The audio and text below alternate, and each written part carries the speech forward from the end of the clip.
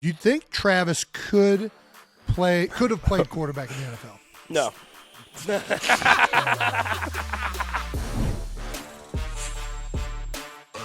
Ladies and gentlemen, boys and girls, welcome back to New Heights, a Jukes original presented by Wave Sports and Entertainment. We are a show that throws a great no-look pass, a.k.a. a show that has a lot of Mahomes, if you know what I'm saying, a.k.a. a show that brings on nothing but MVP candidates, okay? We keep it up here. And we are your hosts. I'm Travis Kelce. This is my big brother, Jason Kelce. And, subscribe on YouTube or wherever you get your podcasts, as well as follow the show on all social media platforms at New Heights. As you can see, the guy next to me, Jason, man, you always do the great intros. I need a big-time intro for my guy right now.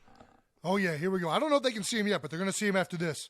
Introducing the 6'2" quarterback out of White House High School. Our guest is a 4-time Pro Bowler, NFL MVP, Super Bowl champion, the guy that Travis caddies for on occasion. What?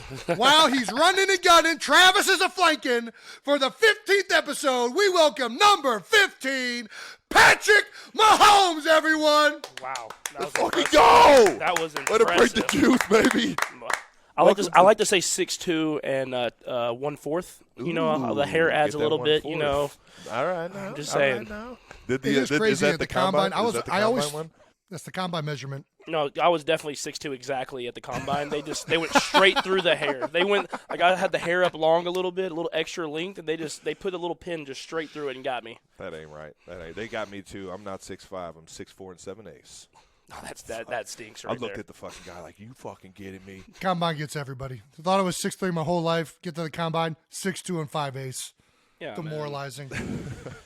Well, welcome to the number one sports podcast in the world, Pat. It's an honor to have you here. How's it feel? You nervous at all? You feel good? I'm extremely nervous, not because of Travis, because of Jason and those sunglasses he's wearing. I mean, those things, how can they not intimidate you? He put them on, man. He wears his sunglasses at night. Are you kidding me? Is it too bright right now? The lights are too bright, baby. I don't know. I saw, Pat, I saw you wear your sunglasses for the game this week, and I felt inspired, and I didn't have anything that cool, so I actually just went and bought them. You bought 5 seconds ago before you came in. The X-Men, the Oakley Cyclopses? Yeah, man. The one that goes up? Dude, I'm like fired up about these. I can can't get you wait the to- Oakleys, man. You didn't have to buy them, man. I could have got them sent out there to you, man. No, man, I'm a supporter. Hey, Yeah, look right. at that guy. I appreciate the Those support things are right sweet, there, man. Those things are sweet. Well, Trav, what do we got coming up on the episode? Yeah, man, I appreciate you coming through, big guy. We got this is not a traditional interview. I mean, we kind of said it during the Jalen thing. I'm not sure if we're even professional enough to conduct an interview. So this is just to be a fun huddle, man. 3 dudes in the league, and we got some questions teed up for you, but obviously feel free to talk about any topic here, audible, any type of way, you know how. You know what I'm saying? No pun intended. But first, Jason, we got to start with our favorite segment, man. New news.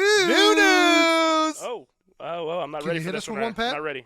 New news. Not ready? All right, let's do it again. ready. We'll do it again. 3, All 2, right, 1. New news. New news. You know, my voice doesn't really hit that high pitch. All right, one more. It's hard. Takes Takes a lot of my practice. voice. We'll do it again. Can I go low? Can I go low? Dude, you can go wherever you want Whatever. with this thing. Yeah, for sure. Listen, make it Mahomesy. All right, I got you. New news. New news. Hey, that was Yeah, it's got to stay Hey. down low. I like that. He's a Down baritone. there in Texas, baby. All right. Well, we just got a quick one today for the new news. So obviously we got Pat here, and we're going to take our audience behind the scenes to reveal how this came together. But first of all, unfortunately, I wasn't able to be there with you guys. I really wanted to be there. But honestly, the Chiefs wouldn't let me in the building. And We know how fucking sneaky you are, dude. yeah, well, I think that's what it comes down to. You know, obviously the Eagles trusted Travis. He's a very trustworthy person. Terrible decision. And Got you so know, much good shit on you guys, dude. It's great. they really did not think that they wanted to open the door up for me. And you know what? It makes sense because I had a sneaky camera and I was going to take photos of everything in case we meet in the Super Bowl. I was getting all of that. Yeah, you're thinking Super So, Bowl. I'm thinking longevity. Good job by Chief Security to keep me out. But this setup works I nonetheless. made sure that I snuck in that draft room, man. I know what your guys' future looks like. Wow. You don't even know Pretty this. impressive. There's no way Travis got Well, there's no way. I Little do you know, Travis, I didn't make Howie it past is the 10 steps cafeteria. ahead of you. Little do you know Howie is 10 steps ahead of you, and he has a decoy draft room. That was the decoy draft room you were in. Man. All right. Crazy. Pat, did you feel the pressure on Twitter to come on the show, or did Travis? Who invited you on here? I feel like there was just so many things happening. What led to this? Well, I think you on your know. end? I think you know more than anybody that Travis is the worst planner in the world. So he actually, I think it was like week 3 or 4. He was just kind of walked by me in the meeting room and was just like, "Hey, you want to come on the show?" And I was like, "Yeah, for sure, man." Never heard anything else until you came at me on Twitter. So yeah, you know Travis, man. He's just the worst planner in America. And Dude, I can't ask for shit, man. I was literally I walked into that bit. I was like on the drive in. I'm like, dude, I'm gonna ask him today, dude. I'm gonna ask him as soon as I see him. I'm gonna just be like, dude, you want to come on the show? And for like the first time I saw you, we were just in passing, and it was like the shortest conversation ever. Dude, he was walking up the steps, like going to the tight end room, and I'm sitting in here about to have my meeting with the QBs, and he just, you want to be on the show? Huh? And I was just like, what? Yeah, thumbs maybe. up, thumbs down, maybe? No? All right, think about it. We'll get back to it. It's not a bad strategy. It's kind of like a bolt play. Just catch the defense off guard, you know? It's like when you get the quick cadence, you know? You get up there quick and just snap it. You know what I mean? Yeah. Decision. Hey, you want to come on the show? Great. See ya. Well, thank you so much for coming on New Heights. We got some fan base names we've been looking at to try and figure out what we're going to call the viewers of the New Heights podcast. So far, we've had New Heights hooligans, New Heights scoundrels. We got a lot of like bandits and kind of like names that are names of mischief thrown around there. The New Heights 92 percenters, an ode to a made up quarterback sneak percentage that I did on the show, but it's become a reality somehow. And another one that you made that just up? thought of today. Well, I think it was. I think I've heard it. I believed it. But it's for sure a statistic now. It's got to be up there. It's got to be up to 90, right? I mean, I'm like 95% and one kneecap short of being 100%. Dude, so I mean, I believe in the quarterback sneak as well, but just sometimes you got to watch out for your kneecaps. You got to tell. I think it from your side of the view. After watching that quarterback sneak, I think it makes a ton of sense that you don't do quarterback sneaks. Yeah, I think you're a little bit more valuable. Let's have Noah Gray come in here and do this quarterback sneak. Well, I will say, I know y'all have talked about it before, but yeah, it was a third down in Denver, I believe, maybe a fourth down, and I got the first down, and he fell on my knee, and I remember being on the ground and just looking at it, and my kneecap was in the side of my calf, and I didn't know what to do, so I just froze up. And the worst part was the reaction from every teammate I have. You know, guys usually kind of boost you up. I had dudes running 50 yards away from me, just running down to the other side of the field. But yeah, that was luckily. Nobody's offering support. No. Hey man, it's gonna be like, oh my gosh. Austin Ryder's just. Austin Ryder's my center's yelling, "Get off me! Get off me! Get off me!" I'm like, can't move. I can't move. What do you want me to do? My kneecap is in the back of my leg. So what am I supposed to do? Shout out to Austin taking one for the team and just kind of laying there, making sure everything, the storm calmed. It's honestly crazy. And you came back later that game. Like you didn't miss any time, right? Yeah. So I went out of the game. I went back to the locker room and I had to get the X-rays and stuff like that. And it was a funny story because they hit me with the, "Oh, you look and everything's negative. Look good. And so I went back in the locker room and I was ready to go back on the field. And they had like the intern trainers in there with you at that point. And I walked up to the guy and I was just like, "Hey, am I going back out there?" And he's like, he starts looking around. He's like, no, sir, you're not. And I'm like, and then you know me, I'm flipping out. Why not? My knee's fine. They said negative. Dude, wrong place, wrong time, bud. No, but it was. I ended up having to sit out for like 2 weeks, but they made me sit out. I was at practice on Wednesday the next week, so I was trying to get back in there, but the team was trying to be smart just in a sense. Precautionary about it. You already know. I think that makes sense. 100%. When the kneecaps in the back of your calf, they should wait for further diagnosis. I was pretty hyped because I have small calves, and so it kind of made it kind of bulge out a little bit more. That boy saved that picture. Like, oh yeah, that's what these calves need to look like. That's some good shit right there. Well, Pat, now that you've been on the show, the New Heights name we've been thinking about. What about New Heights Mahomes? Is that you kind of already have a Mahomes out there? We don't want to interfere with the foundation work. Yeah, I think y'all. I mean, I love my homies, but for y'all, it's got to be New Heights homies. because I mean you got New follow Heights the Homies 8 is a New Heights smooth one. homies. I mean that just flows off a little bit better than the Mahomies. You know what I mean? Yeah. So Without a doubt. All right. I think I like that one, but I like what was the first one? Hooligans. I like that one too. That one's New pretty, Heights that Hooligans. fits y'all perfectly. We'll get back to our conversation with Pat in just a minute. But if there's one thing you guys watching already know is that I have strong opinions on food, so I would never bring up anything less than the best, which is why we're really excited to partner with Factor.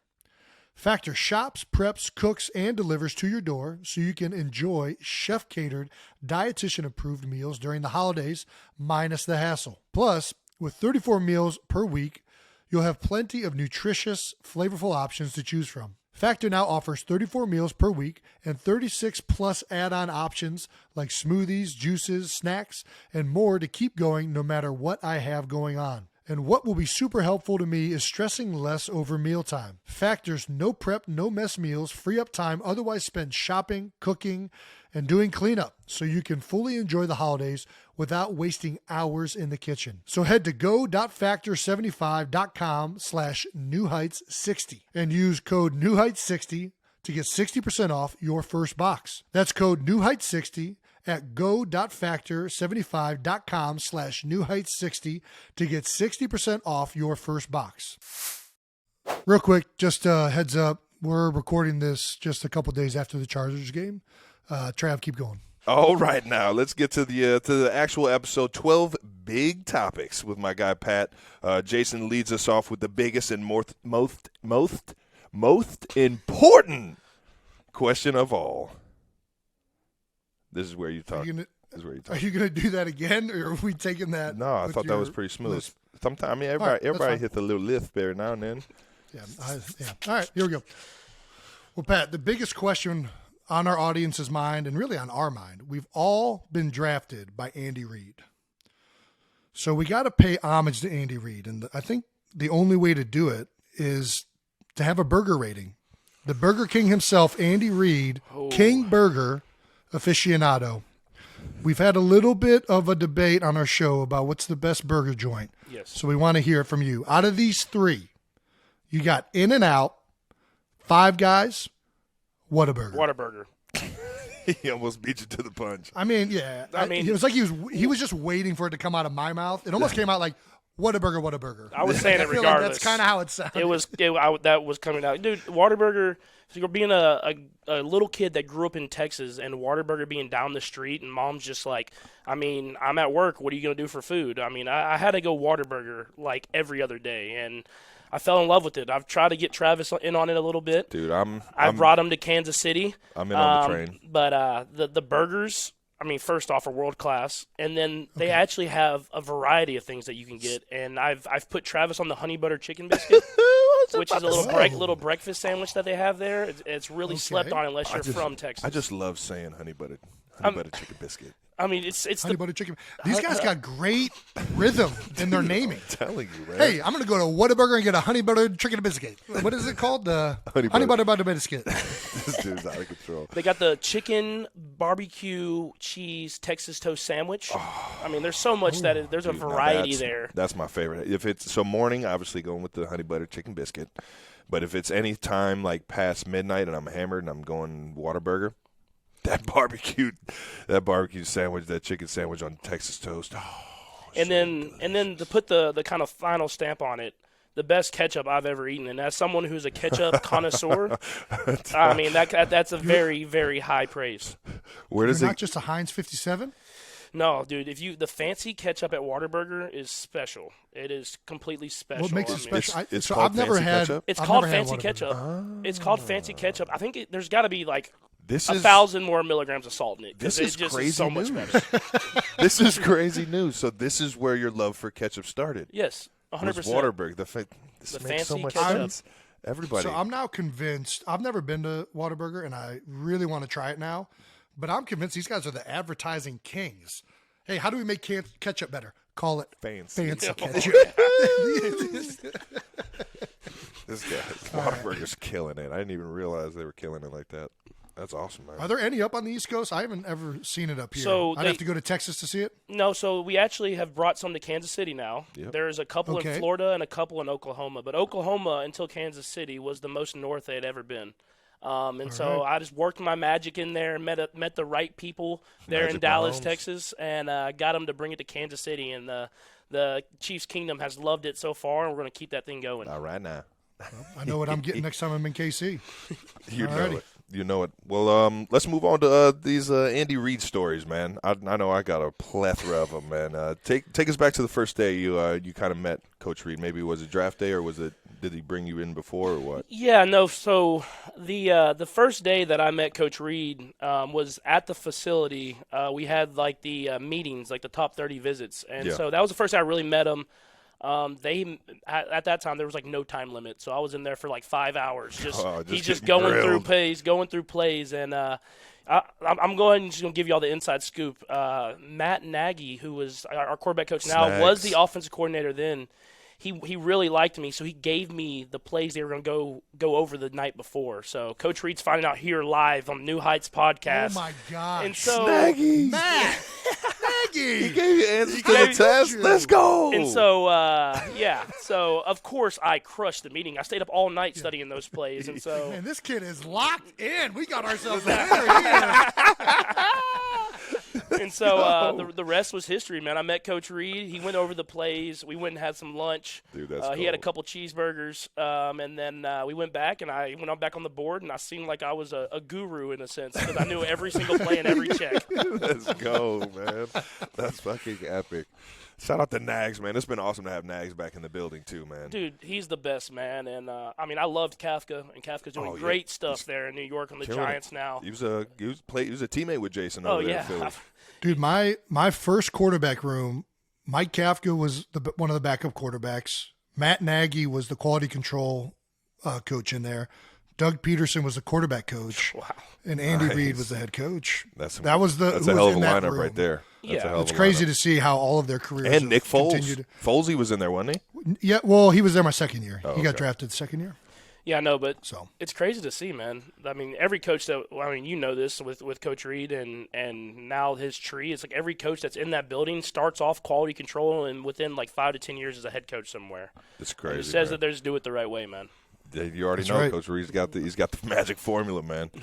He's got and then Nags obviously had a stint in Chicago, but him being back, man, his energy and his ability to teach the certain plays that he's teaching in terms of the pass game, man, it just makes it so much easier on guys, especially on like a transition year where we got a lot of new faces in the wide receiver room. You can't say enough about how the coaching staff has made it easy for guys to come in, learn the offense, and play free, man. Yeah, it's been fun, man. And obviously we have EB too. Who EB is that guy that can get the best out of you, and get the most out of you every day, holds people accountable. And then to have a guy like Nagy, who's another form of a teacher, it's good to be able to hit him with both ways of teaching to get the best out of everybody. Heck yeah. What a lot of people don't understand is that the QB room is arguably the most competitive situation every single day. Like when I tell you, I hear Nagy arguing about a rule of like how they're going to judge a certain point. Like it's every single day on like who's putting together the blitz cards, you know what I mean? And it's just it's little stuff like that, and it's just ultra competitive, and they all talk about it's one of the most fascinating rooms detail. I've ever been in. Yeah. And I don't know about you, Jason, but I'm just going to say I'm kind of an asshole about the blitz protection plan. I want that thing pristine before we step into the game. I can't say things on this show, but yeah, I get very animated when it comes to the cards, scout team looks, blitz pickup. Dude, I've literally gotten so pissed that I had to reel it back because it's just practice. But I'll literally go up and yell at the people across from me. It's just like, they're not gonna fucking do it like that. Don't play inside leverage when it's single high. I don't care if I got out breaking route. Make me work to get open in this route. So in their defense, the guys that are out there, especially during the walkthroughs, aren't in the meetings where we're making a lot of these decisions. So like. It's like, oh yeah, when this guy's outside leverage, it's here. When the field safety's at this spot of the field, it's going to be this. Or the boundary safety's here. Like, and then you go out there and those guys are just doing like a generic look, and it's not tied into it at all, and it's frustrating. Dude, that's one of the worst, dude. I'll call him out immediately. I'm just yelling, "Get your cards right, get your cards right," the whole time. We're for those of you that don't necessarily know what the cards are and everything, the defense, when the offense's first team offense is up, will have scouted cards to give a good look on what we think that the defense will play in the game, so that each strategy or each situation will have a good idea of how to run something or the certain type of look that we're expecting to get. And sometimes the looks are just like, I got nothing out of that play. When I think it's a mark of a good team, though. Like when you're focused on the details, it makes a big difference, and it's hard to get those details right for a scout team in the middle of a week. But it's frustrating for sure. Well, let's get back to Andy Reid in the 2017 draft, man. Makes the Alex Smith trade in 2018. Was there a passing of the torch, kind of like conversation? I mean, you and Alex were like brothers. Mm-hmm. You know what I mean? It was awesome to see how he embraced that situation, how you embraced that situation. That year was so much fun, because Alex had his best year. You know what I mean? So, and we took off as an offense, but just touching on that, was there any between you and Coach or between you and Alex, kind of that passing the torch? Yeah, I think it was more me and Alex at that time. I just thanked him, man. I mean, he could have been someone that just kind of went off and did his own thing, but he welcomed me into that quarterback room. Yeah. And I know I'm getting all serious now, but he didn't have to do that. I mean, he could have just went out there and done his thing and been a great quarterback like he was that year, and let me be on my own. But he taught me so much. It helped me become a better player, because coming from college, dude, you just kind of go out there and you ball. You just figure it out there. But I learned how you become a pro, and I think that's what made me have so much success early in my career. Was I just watched Alex and was like, man, I want to do that. I need to do this to prepare myself. And so after he got traded, I thanked him. I had a great relationship with his family. I still do. See him out in Tahoe when we play the golf tournament out there. But he did it the right way, man, and that's why he had so much success in his career. And I think you can attest to that, man. Even before I was here, he was having success in this offense. A pro's pro, man. You can't say enough about Smitty, man. You're talking about kind of like how he taught you how to be a professional. He taught me just in his actions alone. I tell the story of how the wives and girlfriends were in a volleyball league. Mm-hmm. Yeah. The wives and girlfriends of the team were in a volleyball league. So we made it our job on Tuesdays to just go and at least, show them some support that they show us on game day. We showed up on their game day, and I pull up on Pat at the car, and he's got this notebook, and obviously he's watching film, but this notebook is just full of, shit that I can't even read. And I'm trying to figure out what he's doing. I'm just like, man, I ain't doing that. I need to be doing that shit. What is that? You know what I mean? Just like, damn, man, this guy's taking notes. Like, God, what are you doing there, bud? And it's just like, did he teach you a certain level of professional, little nuggets of gold like that? I'm not even sure what to even ask in terms of that, because I think the biggest thing Alex did for me was teach me what I need to watch film wise during the week. What days to watch it to prepare yourself for the next day. And for me, I come in Monday, Tuesday, and I'm just watching games. I obviously watch the game we played the day before, but I'm watching 5 to 6 games of the other team just to get a general sense of the feeling of what they're doing. And then after we put the base install plan in, I watched the third down cut up before I leave the building that day, because Alex did that, and it taught me let's get a day ahead on the third downs before I step in here and we get the plan in here. Let me have a day ahead on that, and then the same thing the next day with the red zone. And then the short yardage and goal line. It's the same. Every day I kind of would just add a little by little, so it didn't overwhelm me, and I wasn't watching so much film at once. But I have a good feeling for each situation in the game, and it helped me so much, because instead of just playing out there, when I get in situations in the game, I have a good feeling for the defense likes to get to these coverages. They like to play this leverage on the DB with the DBs, and it helps me execute at a high level. So having Alex, man, I'll forever say it, man. It probably made my game jump 3 steps when I could have took 3 years to get those 3 steps. 100%, man. There was probably a lot of trial and error through that guy's career that got him to the point where he got that that perfect routine Monday through Friday. Dude, the guy had You know what I mean? the guy had 7 offensive coordinators in 6 years in San Francisco, man. I mean, he literally had to learn with trial by fire, and he taught me how to not make those same mistakes. And from little things like in under center, I'm coming from the shotgun every single play. He's like, hey, have your feet like this. It'll help you get out from under center faster. Yeah. I mean, like just little things like that you would never think of when you step into the league. Man, those vet guys you can lean on, man. You don't realize how much they change your perspective on the game until I want to say until they leave. But for me, that was huge for a guy like Anthony Fasano. My first couple years coming in and just observing how he's a professional Monday through Friday, and to find those routine things to keep your body fresh every Sunday. You got to do certain stuff in the weight room, on the field, and recovery, and all this stuff. And Anthony he didn't have to do that. Like you said, Yep. There's a lot of guys out here that are saying, I'm not a mentor, man. I'm not out here, bullshit. All right, if you're a team guy, you're going to help the guy next to you no matter if the world thinks he's better than you or not. You know what I mean? Like, I love feeding the tight ends that come into this building with as much information as I could possibly give them on how to get open in routes, how to be more comfortable in this offense. If you're not helping out the guy next to you, what are we fucking doing? Exactly. Man? And more times than not, it doesn't work out for the other guy that doesn't want to help him, because usually the guy that doesn't want to help him is not helping because of like some perceived job security threat. And I've seen that not work out so many times. Most of the times when a vet is willing to help somebody else, not only are you helping that guy, you're helping the room, you're helping the team, you're helping like the entire culture. And the way this business works is when you're winning, everybody gets taken care of. Everybody, Andy Reid, the reason why all those coaches keep getting hired everywhere is because he wins, right? He sets up these cultures that are successful. And, I think all of us have been fortunate to be on good cultures where you see that most of the time be the case. And it does go a long way. It goes a long way, even not even specifically helping, just being welcoming, man. Just being a good person, welcoming and having confidence in a younger guy is sometimes like the biggest thing you can do. Dude, yeah. And on the other end of that too, the young guy has to show that they're doing it the right way. Yeah. Dude. That's the biggest thing. And I think that's what Alex kind of understood about me was I wasn't going around like asking him like, hey, what are you doing here? I would just follow him and just learn. Hey, what time are you going to be in the building on Monday when we have our off day?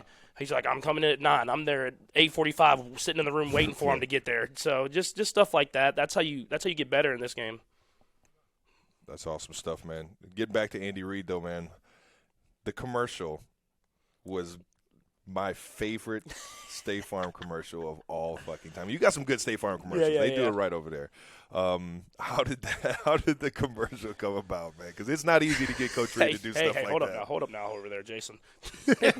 No, So, like we're having the problem with Travis right now, I was terrified to ask him to be on the commercial. So they asked me first. They were like, hey, will you ask Coach Reid to be in the commercial? And I said, 100% not. I will not ask him to do that. And so you guys are crazy, I man. said, if y'all want to, I mean, y'all go ahead, do your thing. Mm-hmm. And so they asked him. He asked me first. He's like, you cool with me doing this? Like, if you wanted me to do it, I'm like, I would love it, Coach. It'd be hilarious. Man. What a guy. And so so I get there. And he's already on set, and he's already shooting, and because he's the star of of that commercial, he's the star of the show, and so I come on set, and I can just see, y'all know Coach Reid's look, man. He was not having it. He had been on set for a couple hours. He was not having it at that point, and he's over it. Yeah, and then he turns around and sees that mustache on me. Brightened his day up. He's brightened his day up. All of a sudden, he's cracking jokes. He's ad-libbing, making his own lines up, everything, dude. And so that was a classic. I got it early, and I sent it immediately to Trav, and I was like, dude, you got to watch this. I was in tears, dude. I showed everybody, man. That shit was awesome. But now he messed up because now he's going to have to hop on another commercial. He doesn't even know it yet. But so he's going to have to be in – there's going to be an encore. He has to have one. You're a superstar. Yeah. After that performance, you've got to have you got to have a sequel. No question about it. That was awesome, man. Jason, it's on you, bud. All right. Well, you and Travis are known for having quite the bromance, Pat. I see you guys hanging out all the place. I got to make it out there with Tahoe with you guys one year, but it's such a big bromance that even Brittany is jealous. She tweeted out She did how tweet jealous that. she was of your guys' relationship a few weeks ago. What were your honest first impressions of Travis, and vice versa? How did this bromance come together? Should I tell him the story, dude? That's your call. That's man. my call. It's That's a bad your look call. on me, but so obviously I get here at the beginning of the year, and I'm still a rookie, so I'm just kind of going through the motions, trying to figure out the best way to kind of fit in. And I think the first time that I thought, I was like, me and Travis we're gonna be connected throughout my entire career was, you remember when we had the 4th preseason game? We used to have a little off time. You had like a little weekend. You played on Thursday. You kind of had a little week. Well, Coach Reid always would give you the walkthrough the day before the actual walkthrough. And me being a kid fresh out of college, I had a couple buddies that were rookies with me, and they were like, "Let's go out. It's Saturday, man. Let's go out. Yeah. We'll have the Training walkthrough camp on just Sunday." got done. We're done with Just preseason. got back from St. Joe's. We had a great good time. preseason. So we go out, and Coach Reid had told us the next day at like 8 o'clock we're going to have a 15-minute walkthrough done. That's all you have on Sunday. So I set 8 alarms on my phone. I have them all. I go out with the rookies. Of course, I get out there, and I see old Travis Kelce out at the same spot as I'm at, and I'm like, "Hey, let's." Trav's like, "Come on, all y'all come over here to the table. do this. Let's have a great time." So I have a great night. Get home, have all my alarms set. I made sure of that. Go to sleep, wake up, not to an alarm. Wake up, look at the TV, and I see 8:15 on my TV screen on the resting thing. I didn't put my phone in the charger, so my phone died. And I've done a that rookie mistake. too many times. And so I obviously drove to the facility extremely fast. Dangerous. You can't That is overlook such a that bad initial feeling of understanding that you're not going to make it there on time is the Your most heart like just drops. No, this isn't happening. This isn't happening. This isn't happening. Am I dreaming? And This then is a dream. immediately you just start telling yourself how uselessly you stupid idiot, how could you do this? You suck. You're an idiot. You're so unaccountable, man. You can't get it together, man. And then to complete the story, I get there and I get to the facility, and they're already in the walkthrough, obviously already going. And I walk up to the door, and like how the Chiefs facility is built, the defense does it on the first side of the field, and the offense is on the other side. And I was like, there is no chance I'm walking through the defense late to get to the offense side of the walkthrough. I ain't going out. Meanwhile, there, we're playing the Super Bowl champs, the Patriots, like on opening night that week. And so I sit in the locker room, and I'm just sitting there shaking my head, and they call me up to the office, and I get like the max fine, all this different stuff, feel like an idiot. And I thought it was so weird that the first question they asked me was, "Were you with Travis?" And I was like, No, not at all. Why would you even ask that? And long story short, Travis was also late. He got there 5 minutes before me. Oh, fuck, dude. So I'm sitting here. Dude, I'm coming into the building like, fuck, man. I can't believe I fucking screwed this up again, man. Because I'm not going to say I'm notorious for late, but I screwed up a few times before and have been late. So I'm in my head about it. I'm like, man, Coach Reid is going to kill me, man. I can't even look at this guy in his eyes. I'm going to be looking down at the ground while he tells me I'm the worst teammate ever, man. And I walk into the building, and they're like, were you with Pat last night? Where's Pat at? I was just like, my dog, man. Dog, man. I'm not alone. Let's go, man. At that point, and I knew we were teammates, man. I knew that guy was going to win the Super Bowl with me. Ride or die together, baby. I will say, since then, though, I believe me and Travis have never been late again. So that we have been on the straight and narrow since then. So I won't be late again. I don't know about Travis. I don't think Coach Reid will stand me ever being late again. So I make sure I get my ass up and going early, man. Dude, I was late one time in college. Do you remember the college rule? And in Cincinnati, if you were late for the Friday morning lift, they would make the whole team do stadium steps. Oh, yeah. Down Oh, yeah. Until the guy showed up, and they would take somebody to go get him. Oh, my gosh. I wook up, same thing, realized I was late. In my street clothes, went straight into the stadium and just started doing stadiums. Let's go, man. They made me your for an hour and a half. This is how bad I was. Your teammates can dude. respect that, though. Your teammates were like, this guy cares. No, he feels bad about it. He's doing it in Timberlands. It's sweet. I remember I used to do what is it? I used to have like a psychological, like, yeah, man. I mean, time is time. Back in college, like time, like I wasn't really pressed about being late. So I would show up late or something like that, and I would get told I got to be at that 5 o'clock stadium step run, and I would be ready. Like, that was the only thing I was on time for, and just like Rocky Balboa, that shit, just like sprint the fuck out of them and just be like, I'm getting better today, baby.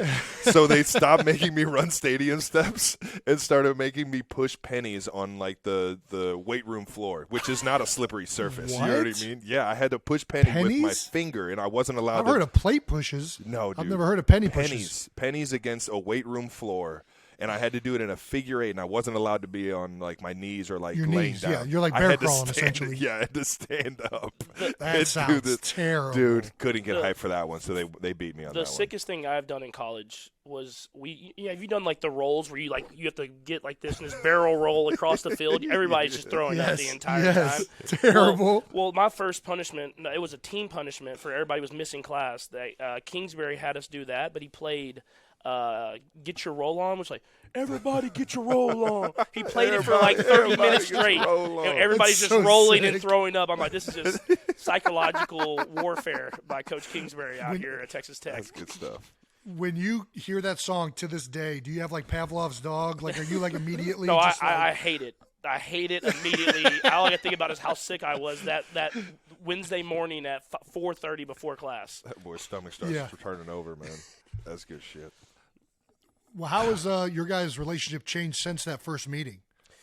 Like now, Travis, he was a groomsman with you. Like, I mean, you guys have been together for 6 years now? Yeah. It's our sixth season. Yeah, let me because the first time I actually remember meeting Pat was in the locker room, just dapped him up, and observing his rookie year was extremely cool. We already talked about Alex and how they both, kind of embraced that situation, which was awesome. But Pat immediately became a favorite in the locker room because of that. You know what I mean? Because of how good of a teammate he was, because of how he embraced that entire situation, knowing the elephant in the room. And he was just a genuine, natural, relatable guy to everybody. And I think a lot of that kind of goes back to you growing up in a locker room, you being around all that with your father playing in the league and the MLB, and being around all these different walks of life. You know what I mean? And his ability to relate to guys is one of his biggest leadership qualities. And I attest to that, and I think that that was definitely what made me be like, man, this guy is a great teammate. He can ball. I just couldn't think of anything that you were doing wrong, man, except for showing up late with my sorry ass. And it was cool to see, man. And then on top of that, obviously you took it to a whole nother level and got MVP the next year. So I had to make sure I shouted you out on that one, man. That shit's cool, man.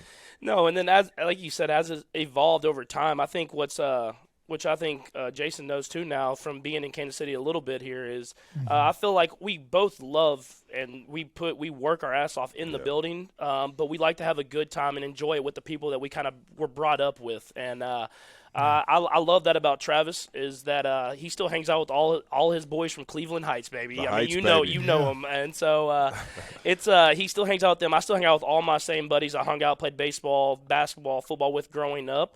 And our groups have kind of become friends because of that. And so we like to have a good time. When we play golf, I feel like I've gotten Travis into golf even more because I like to play golf so much. For sure. We'll have people over to the houses. He'll invite me and all my family over to the house. I've been down there shooting some hoops with Jason a little bit. All right. So we just like to have everyone just feel welcomed. And I think that's what has kind of built our relationship. And it's kind of evolved into what y'all see today.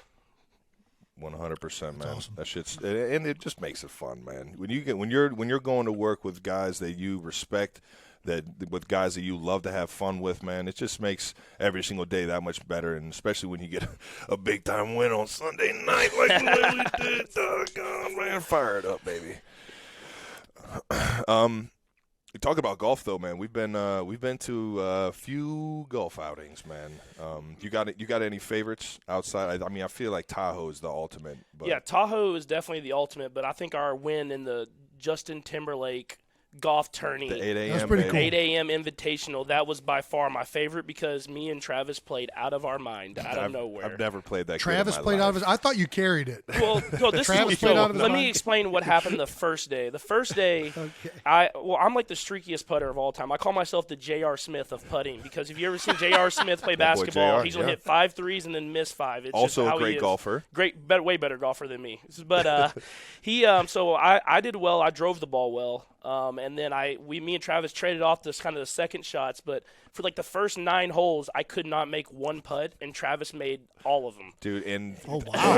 when I get on the green, Draining them. I get like the shakes. I'm the worst on the fucking. I'm a mental head case. I can't You see got like whether a belly, it's. you got the belly putter going? Is that what you doing? No, he has a. I might need to fucking switch it up and go with the belly putter. He has like the Caddyshack golden putter, dude. It's the craziest That's thing I've ever amazing. seen. I'm going for looks. I'm going straight for blade. looks. No lines or anything on it. No sweet spot. Just a piece of hot iron sitting right there. Looks great. I think it's like 50 pounds, but it's pure gold. It looks like. And we're paired up with Michelle Wee and Kira Dixon, and Great they're golfers. actually playing out of their mind. And we're I feel like we were down for a little bit, and then we finally climbed back to neck and neck. And it was like their competitiveness and us being like, man, we gotta keep it going, or they're gonna embarrass us. And then all of a sudden, I roll in like a 20-footer. Don't know how I made it, but it was a dead center the whole time. And then the rest Not of the just time, one though. Not just one. I just couldn't miss a putt the rest of the day. I don't know. I've never been that. He drained at least 3 on that back 9 that were 10, 15, 20 plus, and it was epic. And obviously you're in Vegas, so it was like the excitement at the end of that golf round just led to an epic evening at the 8 a.m. I was just as hot on the tables after that too. So it was a great weekend in Vegas. That sounds tremendous. all right now. So you guys do the golf. Do you guys do any other sports? You do pickleball? I know you guys got the basketball down there in Travis's basement, but we're big pickleball in Philadelphia. We definitely get after it in pickleball, man. There's a big spot out here called Chicken and Pickle. Our guy Garrick Dater over there helping out. He's he got me into it. I don't know how else to explain it other than he was like, "Hey, you want to come down to Chicken and Pickle?" I'm like, "What the fuck is that?" That's exactly what I thought, dude. He's like, "We're gonna go play pickleball." I'm like, "What? This is 5 years ago, by the way, before the trend of pickleball People has really kind knew of what grown." it was. And so we go out there, and I'm in there with like jeans and like nice shoes. It's like and a I'm Friday I'm night thinking it's like a bar occasion, yeah. Which And- it is. It is a bar. It's an awesome bar. And then by the end of it, every time I'm like, just don't go too hard. And then all of a sudden I'm dripping in sweat, Full of like sweat. pulling my can't jeans help it. above my knees. I'm like, it's every the time. juices get flowing, man. And I feel like all competitive athletes don't necessarily know the actual rules of pickleball, so we just like initially we played. Oh, dude. I'm just playing Ping pong. table tennis. It's Yeah, just I'm big- just big playing ping table pong. tennis rules. Jordan Malata, 6'9", is serving overhand to me. I'm like, bro, this is not acceptable. You cannot do this.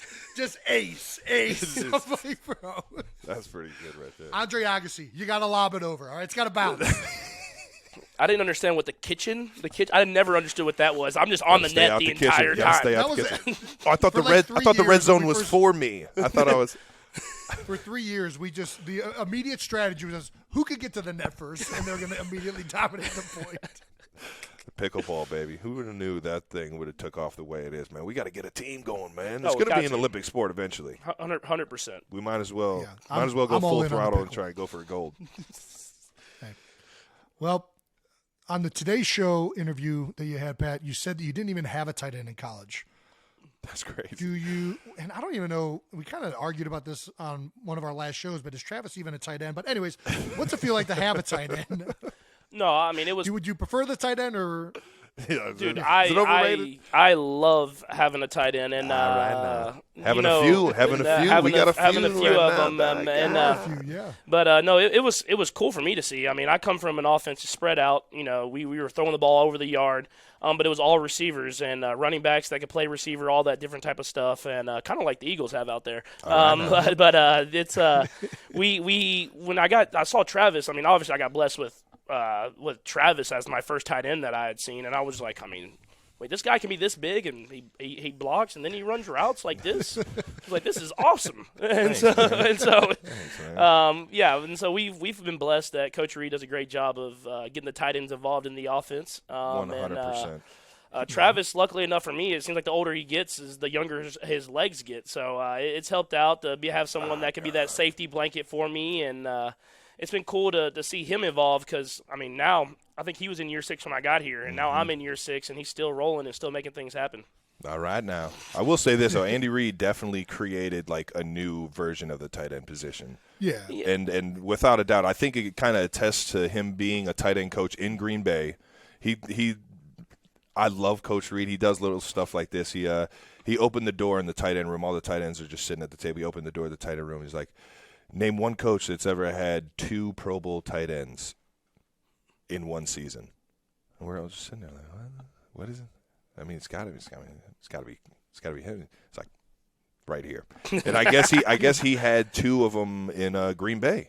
It had to be Green Bay because I don't know where else he was a tight end coach. He told me that too. I can't remember who the second guy was. It's crazy. Yeah, I didn't even know that was possible. But I guess Brett Favre was out there slinging it to the tight ends, man. So he's been in Philadelphia. I think it was in. Trying to think. I think he was the tight end coach. He was the tight end coach. They had 2 of them. And had 2 of them as a tight end coach. But then he moved on to quarterbacks and then moved on to OC and got the job in Philly. But I think that kind of understanding of how productive the tight end room or how the mismatches could be kind of when I got to Kansas City, I was a traditional wide tight end. You know, I mean, I played the second tight end because Fasano was the starting tight end for the first 2 years. But I was kind of like that move guy. But when Fasano left and I moved into the starting role, I was a wide tight end. I was running power. I was running 1-back power, 2-back power, inline blocking, doing a lot of deep cross stuff, and then slowly started to step out away from the line and getting called these routes that we're running now, which is more wide receiver style routes against DBs, knowing that we're getting man coverage and I can use my ability to stem and speed to get away and stuff. But he definitely recreated that tight end position for me. And I mean, obviously the Coach Reid has done I owe everything in my career to that guy, but he definitely switched it up and made this offense more friendly for me to have success in, man. And I love him for that. No, All 3 of us owe a lot to that guy. Oh, dude, everything. And I believe that you were. I've seen that. Have you ever seen that Scott Van Pelt when it's like and Kelce like it was the bad belt beats? bowl, man. That guy was at least 285 right there. Oh man, that was huge. We had a good story about Jason taking my helmet after that game. Yeah. There's a whole highlight video from his college tape of him blocking and being like an inline tight end that I made. You know who made? Yeah, you know who made my college highlight tape? Oh Jason gosh, Kelce, baby. If you haven't seen it, unseen footage of Travis Kelce, Jason Kelce production, baby. I think it's still on my Facebook. MySpace, maybe. I haven't logged into. Yeah, I haven't logged in a while.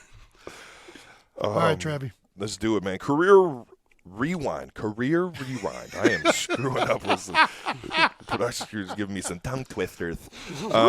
Draft night. We all have draft day surprises.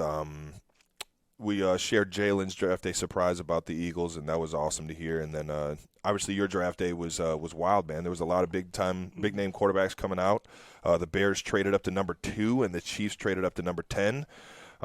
Did you know? I mean, you knocked it out the park. Yeah. You knocked the interview out the park. But did you know? Were you surprised with the Chiefs or what? Yeah, no, I was surprised they traded up so far to get me, but I knew. So the whole draft process, I thought I was going to be kind of a late first round pick, and I was honestly kind of happy about it. So isn't this mind blowing? Yeah. Like oh man, just mind blowing. But I was honestly happy about it because when you're in that late first round is where you like the real good teams are, and you're still a first rounder. So you're really you're like I can go to a good team, be in a great situation. And as the process went on, I got a feeling that I was kind of going up in the draft, and I had a couple of teams that I think have been out there now that said they were going to draft me, and that's true. Like, it's not like these coaches are making that up. I talked to them during the draft process, and they were like, "Hey, if you're there, we're gonna take you."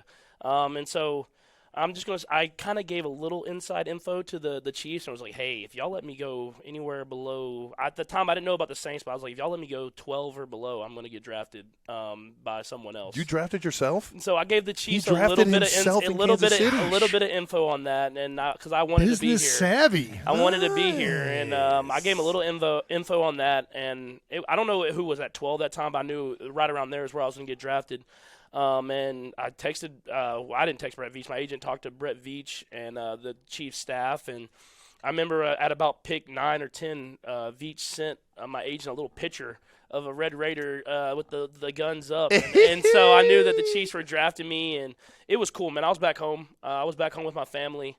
I remember I get drafted and all this, like, you're celebrating with the family and everything like that. Man. And then we go to like the hole in the wall bar my dad's been gone to forever. Shout out to Silky P, yeah, man. Silky P, and we're playing darts with all my homies from back home at my dad's hole in the wall bar, and it's like standing room only. It was an awesome. It was awesome. Place experience. sounds awesome. Dude, man, Jason could live there. Yeah, this sounds like my kind of establishment.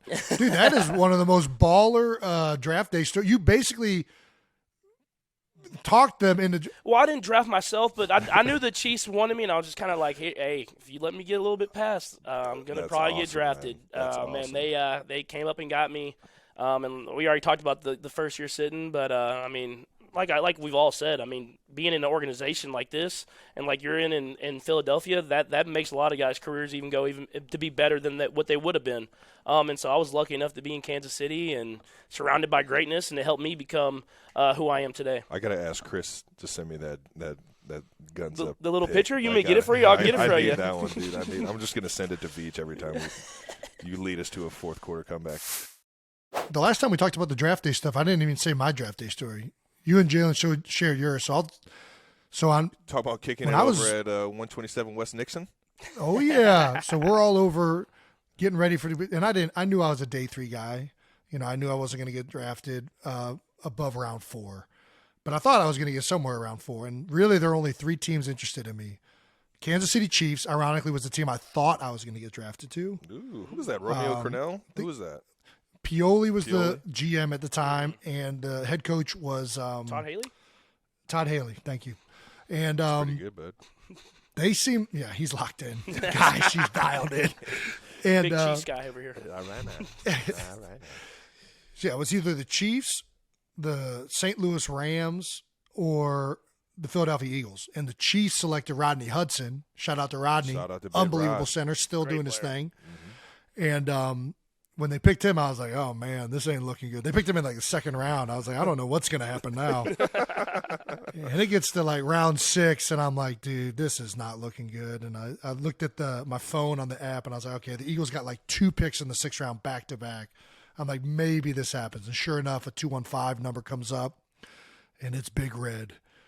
And he's like, all right, first he asked me, he's like, are you okay? Everything good? You got any injuries you want to tell me about or anything? I'm like, nah, man, I'm good. I'm straight.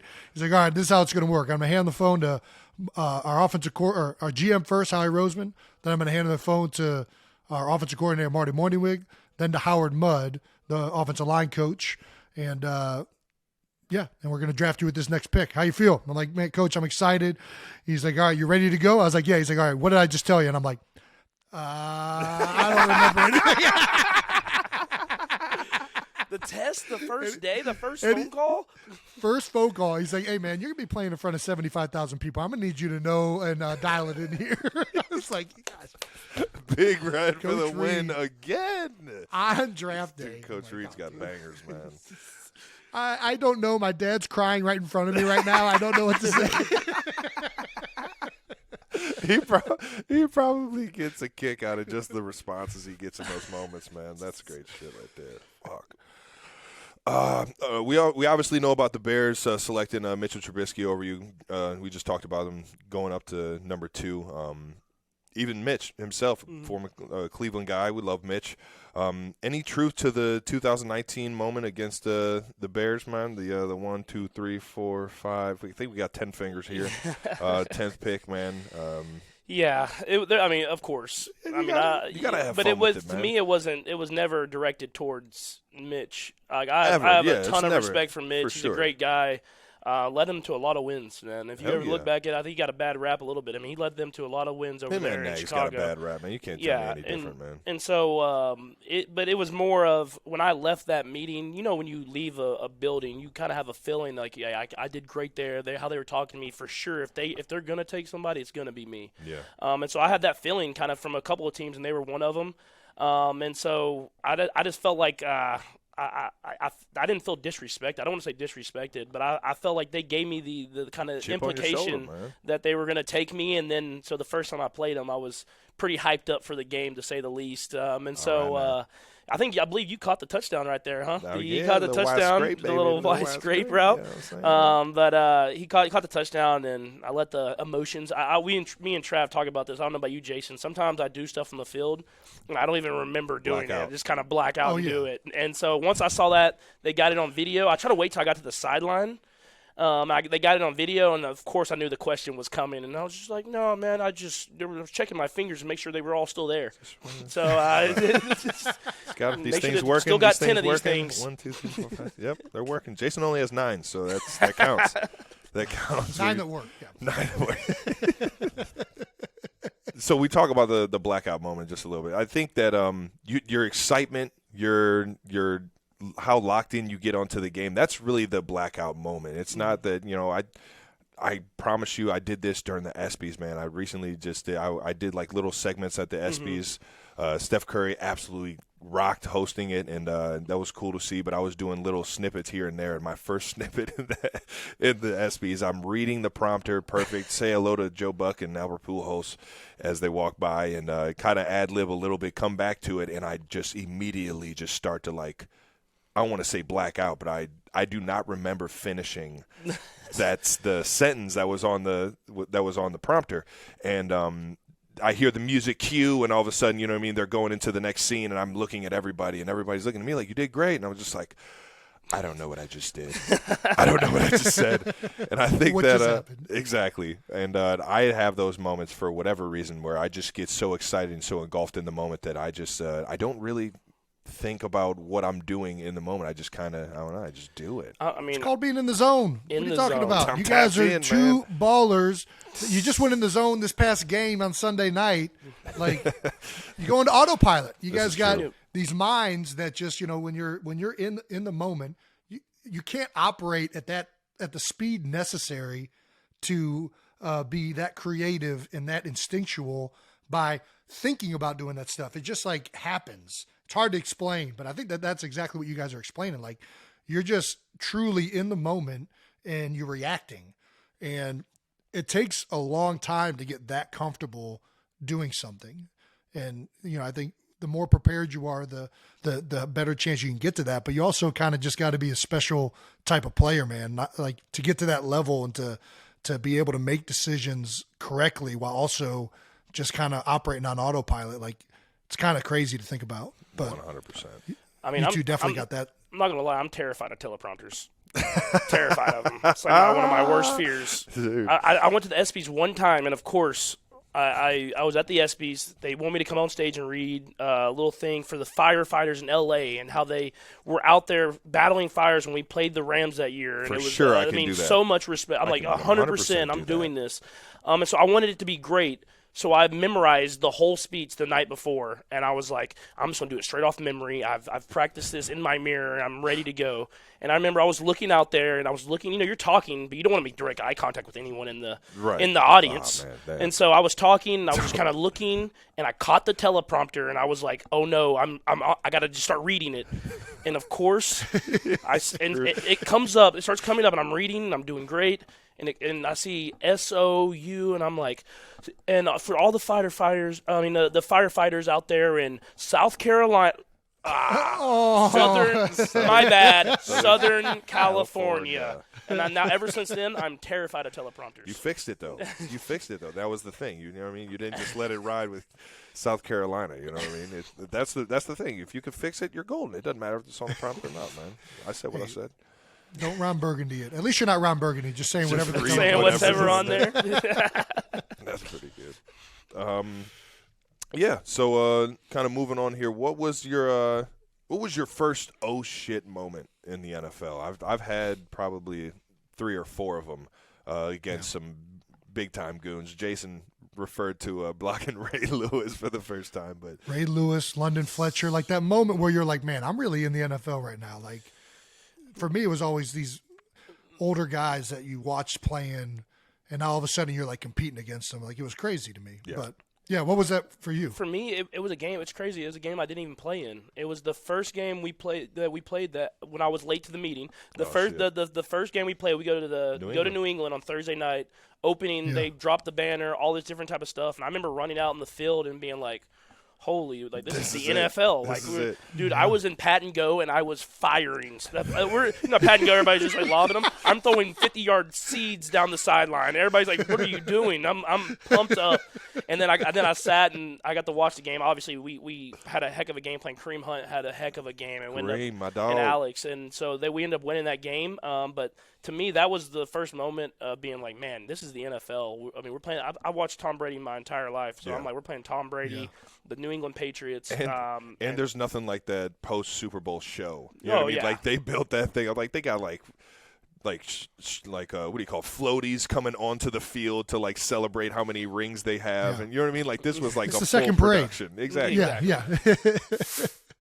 First start, week 17 of that season. We play the Denver Broncos. We're fortunate enough to have the number 1 seed going into the last game, and sat Alex Smith and let 1-5 go out there and sling it in the snow. Gone. You're a Texas guy, man. Was that the coldest game you ever played in? Dude, leading up to that point? That was for sure the coldest game. It was 11 degrees. And I remember being on the sideline and just being bundled up and that not doing a goddamn thing. Yeah, dude, it was cool, man. And we got the win, so that was awesome. They had their guys playing, but it's week 16, 17, last game for the season, so they're playing, but anytime they're not Von Miller is on the field, it is going down out there. All right, but you got to be ready.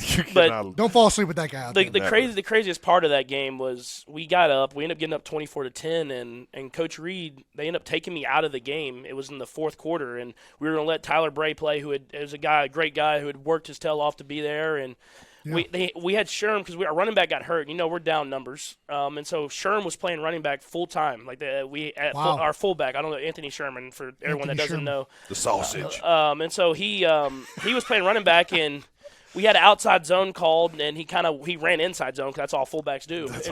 They had a little miss handoff. And I'm not making out to that tackle. Let's stay in this guard pocket right here. And we had a little fumbled handoff. The first play Tyler Bray was in, touchdown. And so he scores a touchdown, and then T-Bray, man, that was a fucked up situation. And then so now we're in 4-minute mode, and we go 2 runs, we get to like 3rd and 6, and we go pass and we get an incompletion. They go right down the field again and score a touchdown and tie the game. And so they ended up putting me back in the game that game, and I was able to get us in field goal range, and we got the field goal to win. But I'll tell you what, when it's 11 degrees to get pulled out of the game and then put back into the game, that was a good day's work, boys. You got to re-warm up and everything. It wasn't. No. Pat, get your helmet. What? I'm going. All right. We're going back in there. Warm this thing back up. Doggone. It was well orchestrated. Yeah. I got lucky though, because there's always like one starter that is dressed, but he's not supposed to play. Well, we had an injury at receiver and running back, so Sherm goes in at running back, and we bring Albert Wilson back in at receiver, and I was like, well, I'm going to throw it to him every single time. And so he ended up having like 12 receptions from the second quarter on for like 130 yards, and he had 2 big receptions on that 2-minute drive. Yeah, Albert Wilson was awesome that game. That was fun, man. You were actually the first QB in 38 years to be drafted by Kansas City and start in your first year. Hit an early milestone, and just been knocking them out ever since then, man. Just kind of talk about just the early milestones that you hit. I mean, the first year you actually started, we took the league by storm, 55 touchdowns, MVP Pat, man, MVP Pat. Was it shocking? Were you just on a roller coaster that you had no idea you were about to be on? Or that's exactly it, dude. Like now that I look back on it now, I'm like, I was on this roller coaster of just excitement, and I had no idea what I was doing. But it was fun, man. I want to throw this story in there as well. Like I remember my first game. Like Tyreek had a huge game, but Travis had 1 reception for 6 yards. And you look at our relationship now, and you would be like, "That is crazy." But my dad tells this great story: we win the game, and Travis, he's the team player. He's all hyped up in the locker room. And my dad said they go to like the family area. We have like the family area. You see everybody, and Travis gets out there first, and he's going to see the fam and everything like that. And he could just tell that Travis was like, not down, but kind of like, man, I could have played better. Oh, for and sure. My dad, big Silky P. Just kind of went over there. He said he went up there and grabbed Travis and said, he's gonna throw it to everybody. Hey, so just know your time's coming. Your time's coming. It's coming. Next game we play the Steelers. Travis has 142 touchdowns, and so and my dad said he grabbed him after, and he said Travis came right up to him and was like, "I told you." Silky P don't lie now. Silky P ain't gonna lie. But the excitement. I mean, we rode that momentum the whole year, man, and we were out there slinging it around, scoring a lot of points, and it was a lot of fun, man. And winning that MVP was awesome. But I look at it now, and I'm just like, I didn't even appreciate how great that season went, how fun that season was. Yeah. We ended up losing the AFC Championship game, but it was obviously a great starting point to my career, just to kind of go out there and say I can do it. Heck yeah. To all the youngsters out there that are listening to the podcast, man. The transition from high school to college, from college to the pros, and being ready for all those moments, man. Do you have any just advice or anything that you could just throw out there for those guys? Yeah, I would say be all in. If you truly care about this thing, man, be all in. And when I look back at my career, I think about in college, I feel like I wasn't all in. I did everything I was supposed to do. I went to class. I would go do the workouts and stuff like that when I was supposed to be there. But once I got to the NFL and saw what all in actually was, I realized why I didn't win more games in college. Hell yeah. And so I just think if you're gonna really try to chase these dreams, follow them. But if you're gonna follow them, make sure that you're all in, because in order to be great and to really succeed and to get to this part of your career, you have to be all in every day. You heard it here first, folks. We've been talking about it for a while. Jason actually had a good story about Kobe saying fueling yourself with knowledge. I feel like that has so much. Just be curious, man. Just be curious. You just want to get as much information as possible and just keep building that and building that. I also had I think it's important to test your boundaries, man. Yep. Like for me in college, I thought in high school I knew what hard work was. And then I got to college, and you're like, oh, man, I haven't been working hard at all. Those college workouts they're mental workouts. College they're workout mental I ever workouts. had, and I kind of think this is good for every freshman and really rookies to go through. My first workout I ever had, the guy it wasn't even trying to be productive. He's just trying to beat the crap out of me. Yeah. Right? And at the end of the workout, we did so much upper body. He says, all right, if you can take this Bosu ball, those big rubber balls, Yep. if you can take this thing, hold it above your head, it weighs about 5 pounds maybe, and walk around the whole gym, which was not that big in Cincinnati at the time. We hadn't built the new one yet. Then you don't have to clean up the weight room. I made it 10 feet, arms closed, and then I had to clean up the whole But before you do that, before you push yourself to those limits, you don't know that you can actually go do that much work. You know what I mean? Yeah. You don't know what truly being tired is. And so it's important to get to those levels. And just like you were saying, Pat, man, you got to be all in to get there. You got to you got to have faith in your coaches, your teammates, and everybody that, by giving it your all, that it's going to work out. Yep. So, Pat, you got a crazy stat out there that I'm about to drop right now. So I've been playing football for 12 years. This is my 12th season. We just had our first double-digit comeback win in the fourth quarter in my entire career. Shut up. That is not I swear to God. That was a great comeback win. It's just a real Eagle stat. It was a good one. The last time they did it was in 2010, the year before I got there, or something like that. It was the Miracle Meadowlands with Deshaun Jackson. Big D-Jack taking that punt return back. I remember that one, though. Yeah. So, Pat, you have the highest win percentage when trailing by 10-plus points.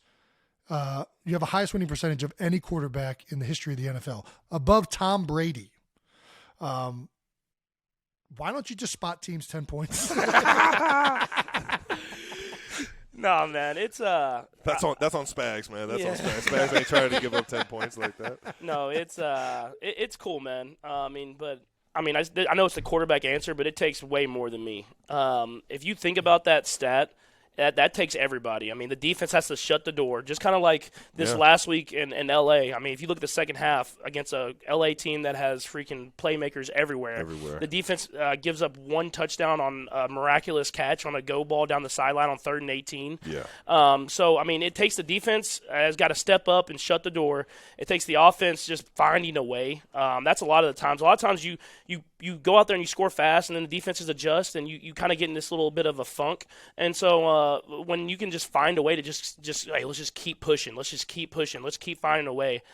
And it takes leaders. I mean, obviously, I think of myself as a leader in the locker room. But you got Travis, you got Chris Jones, you got Willie Gay, you got Nick Bolton, you got Orlando Brown, you got Joe. Everybody, they don't give up, and I think that's been a big thing. And I think we've done it now a couple of times. And so once you've done it a couple of times, whenever you're in that situation, you're like, we're gonna find a way. We don't know how, but we're gonna find a way. And the craziest one's for sure against the Texans in the playoffs. So, I mean, what a change of events from how that game started in the divisional round. When we get down 24-0, and it's like we can't find a way to make anything positive happen. Then all of a sudden they give us some life with a couple fumbles and we're back in the game. And so it's just guys believing, man. And it takes more than me. I think Coach Reid and Coach Bieniemy, all these Coach Spags, they lead us. They don't stop calling plays. They don't stop giving us a chance to make plays. I'm going to try to keep those numbers down so that we're not down 10 because it's not a great position to be in. But if we're there, we know we've done it before. There you go, man. One of my favorite, and Coach Bieniemy, as you know, has some of the best quotes. The best. Any football coach could ever have. Well, one of my favorite ones is, we have to find a way to drag our ass across the finish line. 100%. Okay, as long as we get across that finish line, I don't give a damn how we do it. Dude, Dude, and you gotta have it. You gotta give yourself a chance to have a chance. Give yourself a you chance to have a chance. To have a chance. To have a chance. Chances, baby. I mean, just ones that you hear them all the time. You just kind of throw them away, and then you're in those moments, and you're like, we just gotta drag our asses across this finish line. I don't know how it's gonna happen. It goes back to Howard Mudd, man. What is it? Just shake his hand. Shake his hand. To talk like Sean Connery. Oh, man, this guy just went inside of me. He went outside of me. He ran right through me the play before that. What do? Shake his hand. Hey, man, those little tidbits that make all the difference. I guess, what makes you so good, do you think, in these late situations, these 2-minute situations? I know you probably don't like doing this. Yeah. I mean, what can you account to it, though? You're such an instinctual player. I don't know. Yeah, go ahead. I think you see it with all the greats, and that's what I'm trying to get to. Is at the end of the day, it's not going to be perfect. It's not going to be the perfect pocket.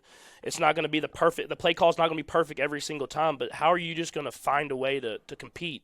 And that's something that I pride myself on, and I played every sport growing up. Yeah. And I just wanted to win. I didn't care how it looked. I didn't care how it got done. I just wanted to win. And if you look at our last drive, I mean, this last week, other than the last play when it kind of worked out perfectly, we had the man play called, Travis breaks free, wins, and gets scores. It was like we were kind of just making stuff happen on the fly. So it's how can you be focused in chaos? How can you not let the moment be bigger than what it is? And we've prepared ourselves. Coach Reid puts us in those situations all training camp, all during the season, and a lot of times he puts the offense in a situation where it's not looked at as winnable. Yeah. And so when you've been put in those situations, you go back to those fundamentals of, all right, I'm going to go through my reads. If it's not there, I'm going to run. I'm going to go through my reads, and if it's not there, I'm going to scramble and try to get someone else open. It takes everybody, and I just try to do whatever I can to win at the end of the day, and it's worked out well for me. But like I said earlier, I don't want to be in those situations a ton, but if we're there, I'll be ready for them. I feel like, and this is a big shout-out to Tom, but I feel like the standard of what those 2-minute situations are, I mean, we've seen Tom Brady be in a situation like that, and it's just in the back of your mind, like, what's possible. You know what I mean? And to be able to understand and be comfortable in the moment of what is possible, you know what I mean? It takes doubt and doesn't even make it a situation. You know, and a lot of that goes to our guy, Joe Blameyer. Yep. Every single Saturday morning, putting us through like a Chris Berman 2-minute or 3-minute. I'm talking about from like Division III to the NFL. He's our high school in Alabama. He has every 2-minute situation you've ever seen. So we'll put this more into perspective. Coach Blameyer is our wide receivers coach, but he does a lot on situational football at the end of game, so that we understand a lot of what's going on and to get more knowledge of what's possible. You know, on top of it just being some of the most entertaining fucking shit you see. You know, we bring in the Cal Stanford. You know, the band is on the field. You know, It's chaos. He brought up the Meadowlands, Miracle in the Meadowlands with Deshaun Jackson before, and he makes it at ease being in those moments because we understand what's possible. On top of we got 1-5, we got Coach Reid dialing it up, we got the playmakers to make the plays. And on top of that, we've seen what's possible before. So there's a certain standard of, all right, what can we get done?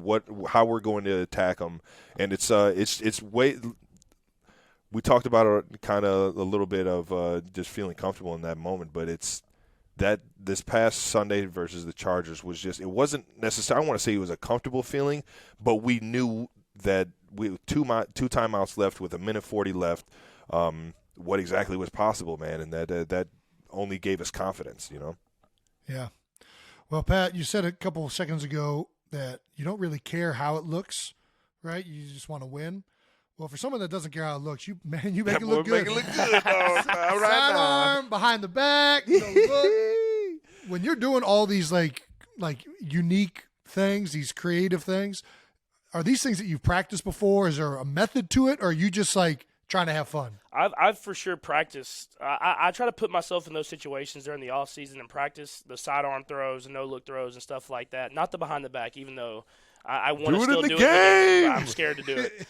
But no. Every time he does it in practice, I just scream, "Do it in the game!" I'm trying to see that shit. No, but it's you just try to prepare yourself for those moments. The quarterback positions change so much. And like I said, everything's not perfect. I mean, these D linemen have gotten better and better, which I know you know.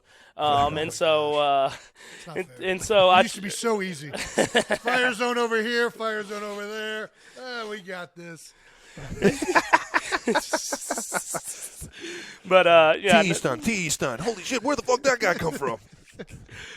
And then in my baseball background, I got the sidearm stuff. But I will say, when I'm doing some of the stuff, though, in the back of my head, all I think about is if this shit doesn't work, Coach Reid's going to get on my ass. He's right here. Just so I just make sure if I do throw the no-look pass or if I throw the sidearm pass, that I make sure it's completed. Yeah, I've thrown a pick before, unfortunately, and I couldn't even look Coach Reid in the eyes. I threw the pick. It was a beautiful immediately pick. It was a tight spiral. Should have never thrown it back across the field. I don't know what you were thinking, but it was a beautiful throw. The crazy part is he asked about it. I don't know if y'all have told this story. I think, but he asked about it in install. He said, "What if this guy's open?" And Coach Reid was like, "Do not throw him the ball. Do not." There's not a progression. There's not a progression in this, Travis. And then I looked at D-Rob. I was like, just run that shit. Spags. What's funny is it was against Spags. It was against our D coordinator. Right. It was now, against the Giants. Long story short, I saw what they were in. I knew Tyreek was going to get gloved or not be open, and I was just like, you know what, D-Rob might slide out in it. All it took was an instinctual, like a few steps to the right, and just a peek, dude. Just a peek, and it was like either I'm about to get tackled behind the line of scrimmage or this thing's going up, and it was my only chance to throw the football in the National Football League. No one noticed in the game the other day, this dude pitched me the ball back. Dude. First off, I made a horrible read. The end crashed, and I still pitched it to him. I was just like, here you go. And then he looked back at me. I made eye contact with him. He was just like, here. I was like, what am I going to do with it? I'm just stuck with the ball now. What you're going to do is you're going to try to make a play. I'm going to be behind you, and then you can then lateral it back to me. We're just going to make a whole thing of this. He's blacked out. He's in the zone. He's not thinking. This is true. There's no thought process going on. This is true. It's like who'd you do that before? Was that LaShawn? Yeah, dude. McCoy? Yeah. That Shady, play baby. was so filthy. That was yeah. God, that might be one of Backyard my ball, favorite baby. plays. That was electric, man. As we That call was it. electric. We had like 5 turnovers that game, I think, leading up to that point. So it's like everybody on the sideline, hold on to the ball. Hold on.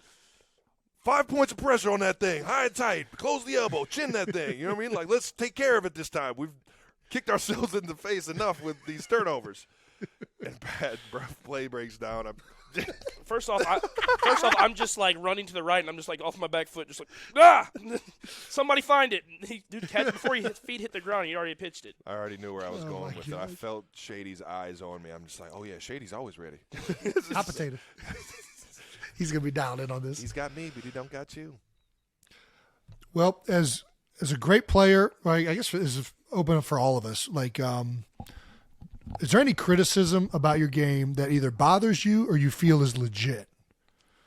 I'll go first. I have always been criticized for my snapping, and to be honest, it's not very good. I got a fast snap. It's off targets occasionally. It's really remarkable as someone who can't snap the ball that I've played 12 years of center. Scott, how are we weighing this thing Snuck out? that one out. We can deal with that. Yeah, he we'll does a lot of other good shit.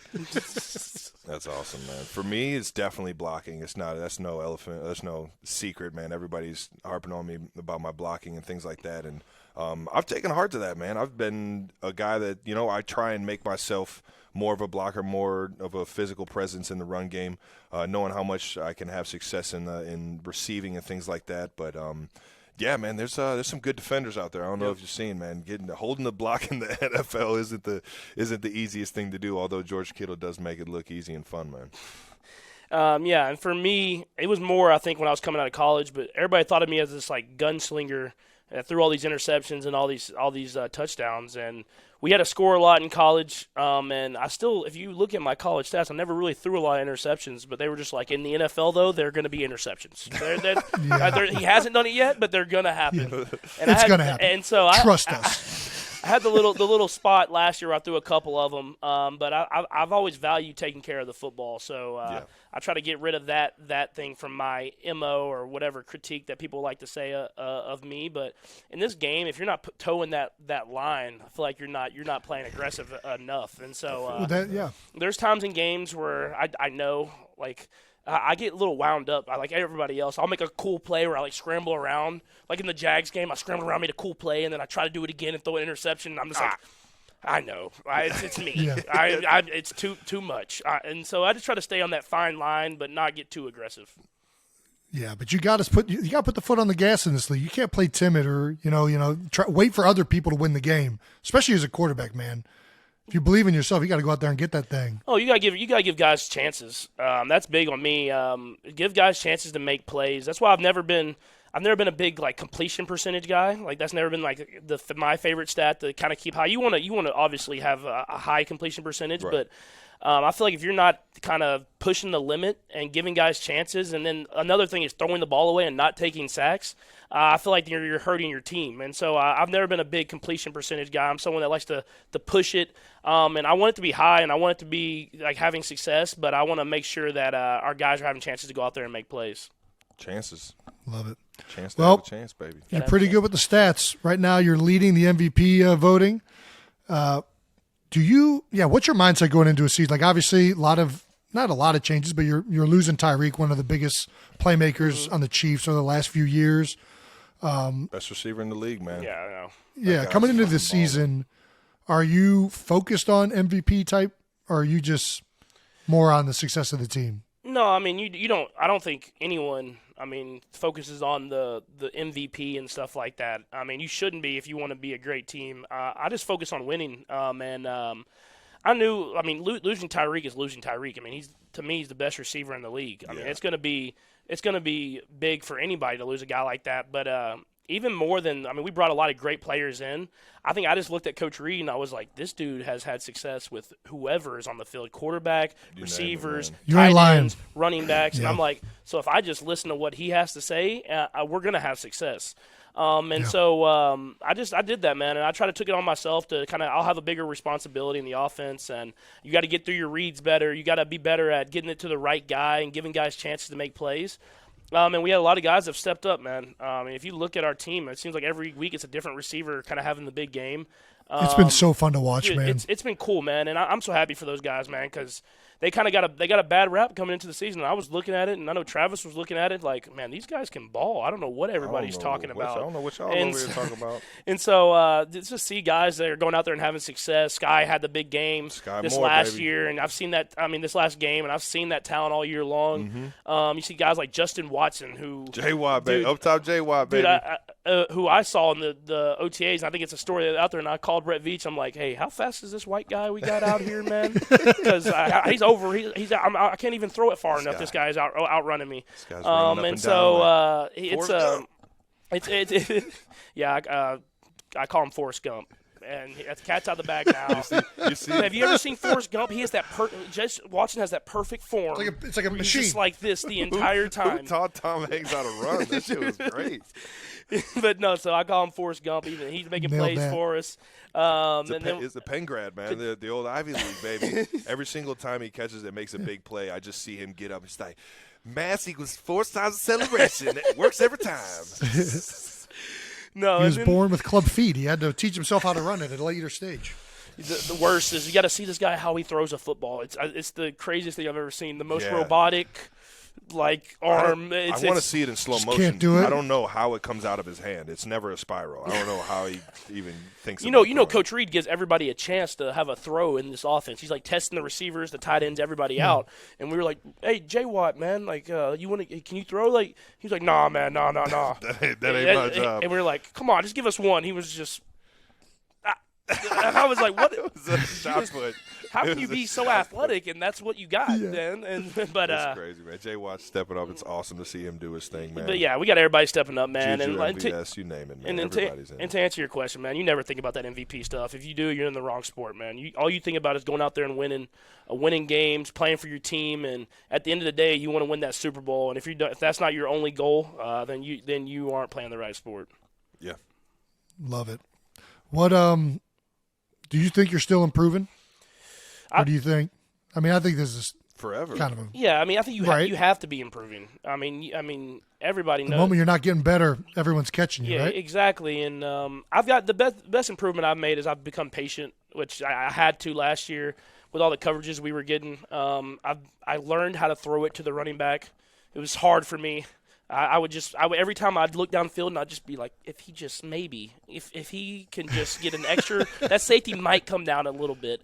But I learned how to throw it to the running back and let those guys make stuff happen in space. And once I did that, it opened everything else back up. And so I want to continue to improve, man. I want to continue to get better.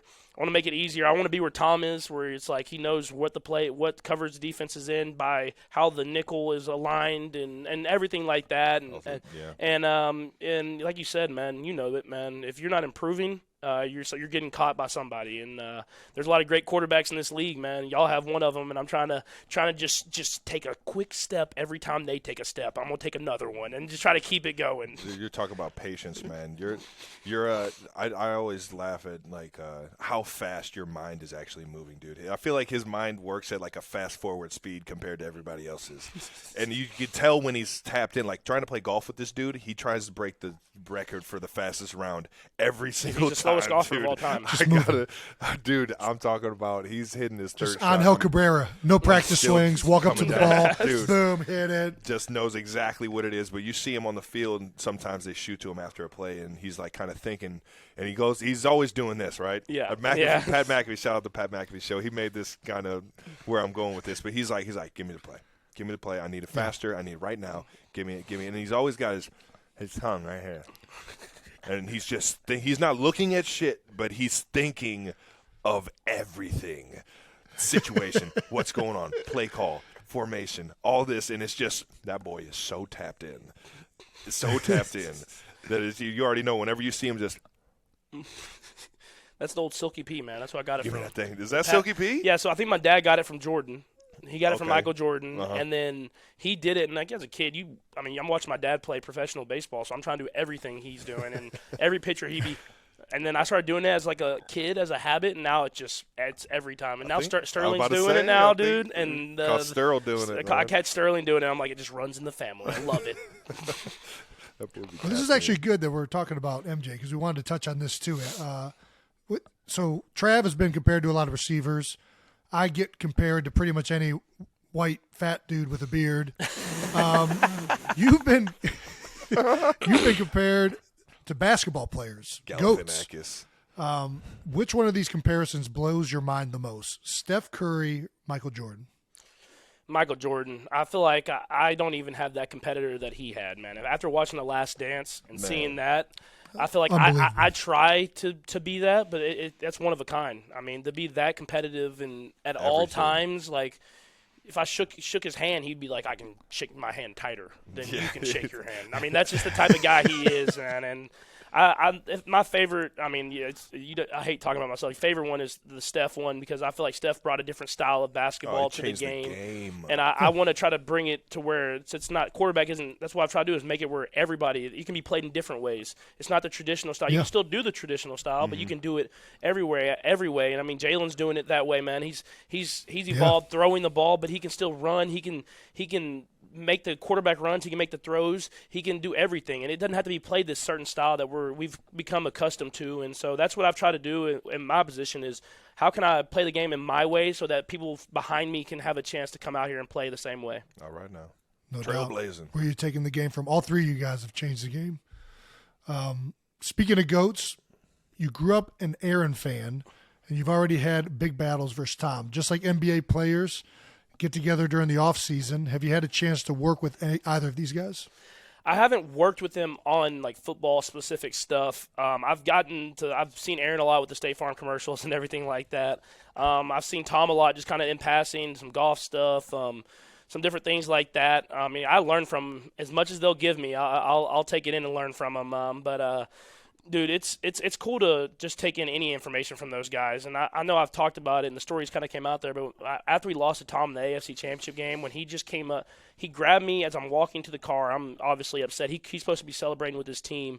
And he just said, hey, man, I just want to let you know you're doing it the right way.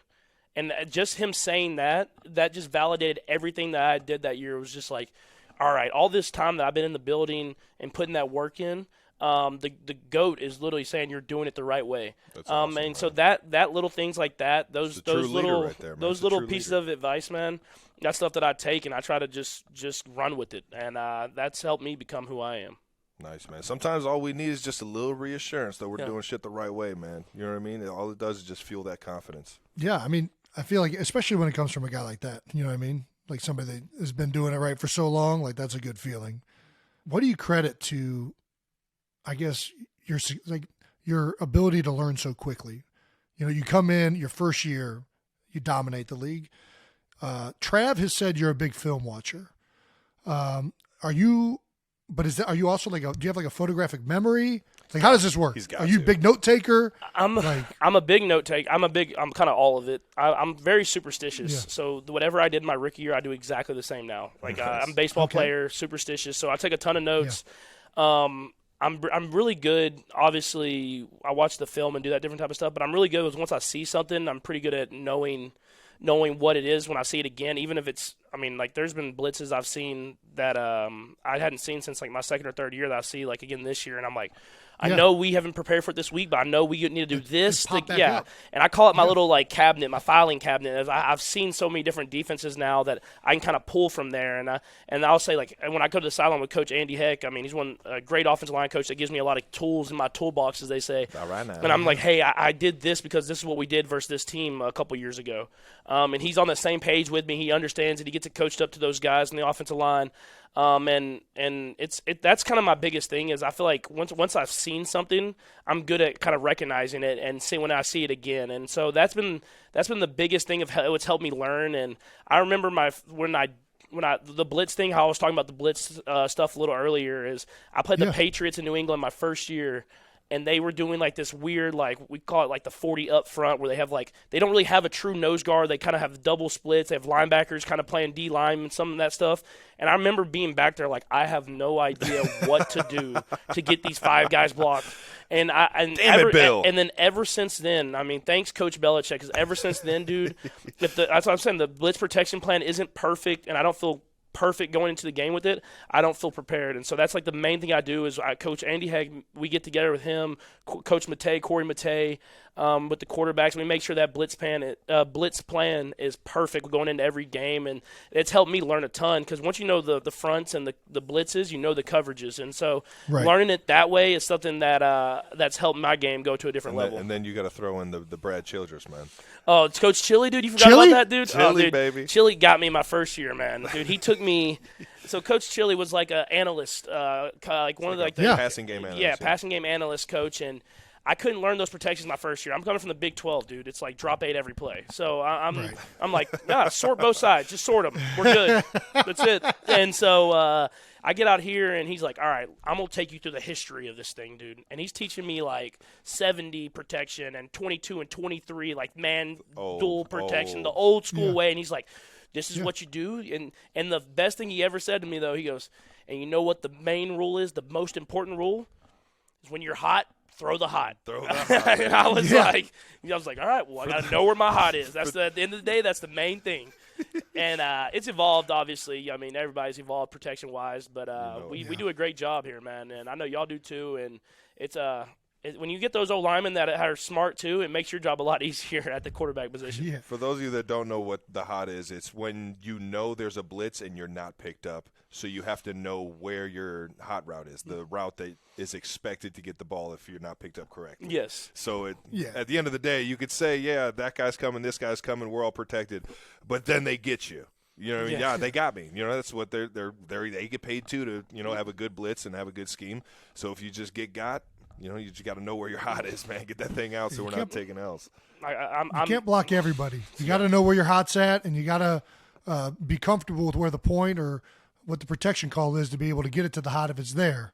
But sometimes I like playing that game too. It's like, I know that the hot's over there, but if we pick this up, oh yeah, we're going to be able to go down the field. Well, that's the thing, man. You see when the teams blitz, man. If you gash them a couple times, they usually get out of the blitzing pretty quick. Whoa. So that's something that we try to take our pride in is let's pick up these blitzes and throw some deep shots, because that's when they have one less guy in coverage. You know it. That's right. So you watch a lot of film on the defensive guys. You watch any other quarterbacks around the league to try and draw inspiration? Yeah. Yeah, I mean, I've always watched Aaron. I've watched a lot of Aaron because I felt like when I grew up, that was the kind of guy I could model my game after a little bit. I watched Stafford a lot with the sidearms and stuff like that. Yeah. I watched Tom when I was in college a ton because I needed to get better from within the pocket.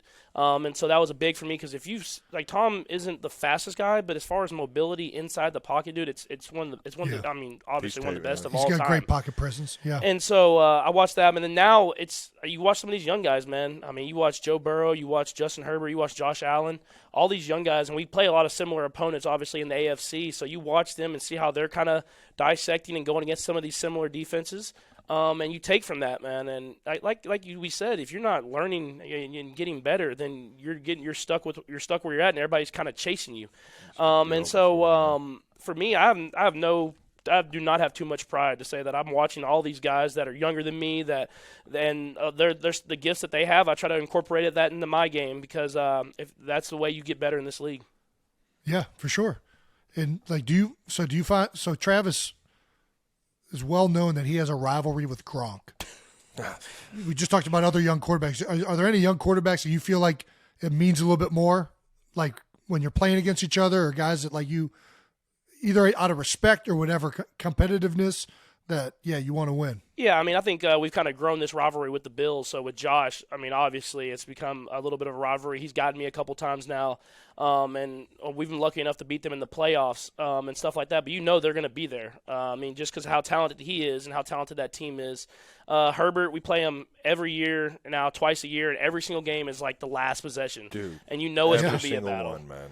And so that one, and then obviously now, I mean, Joe Burrow, man, he's beat me twice. I haven't beat him at all. So I mean, he's one of the only guys that I think I haven't beat.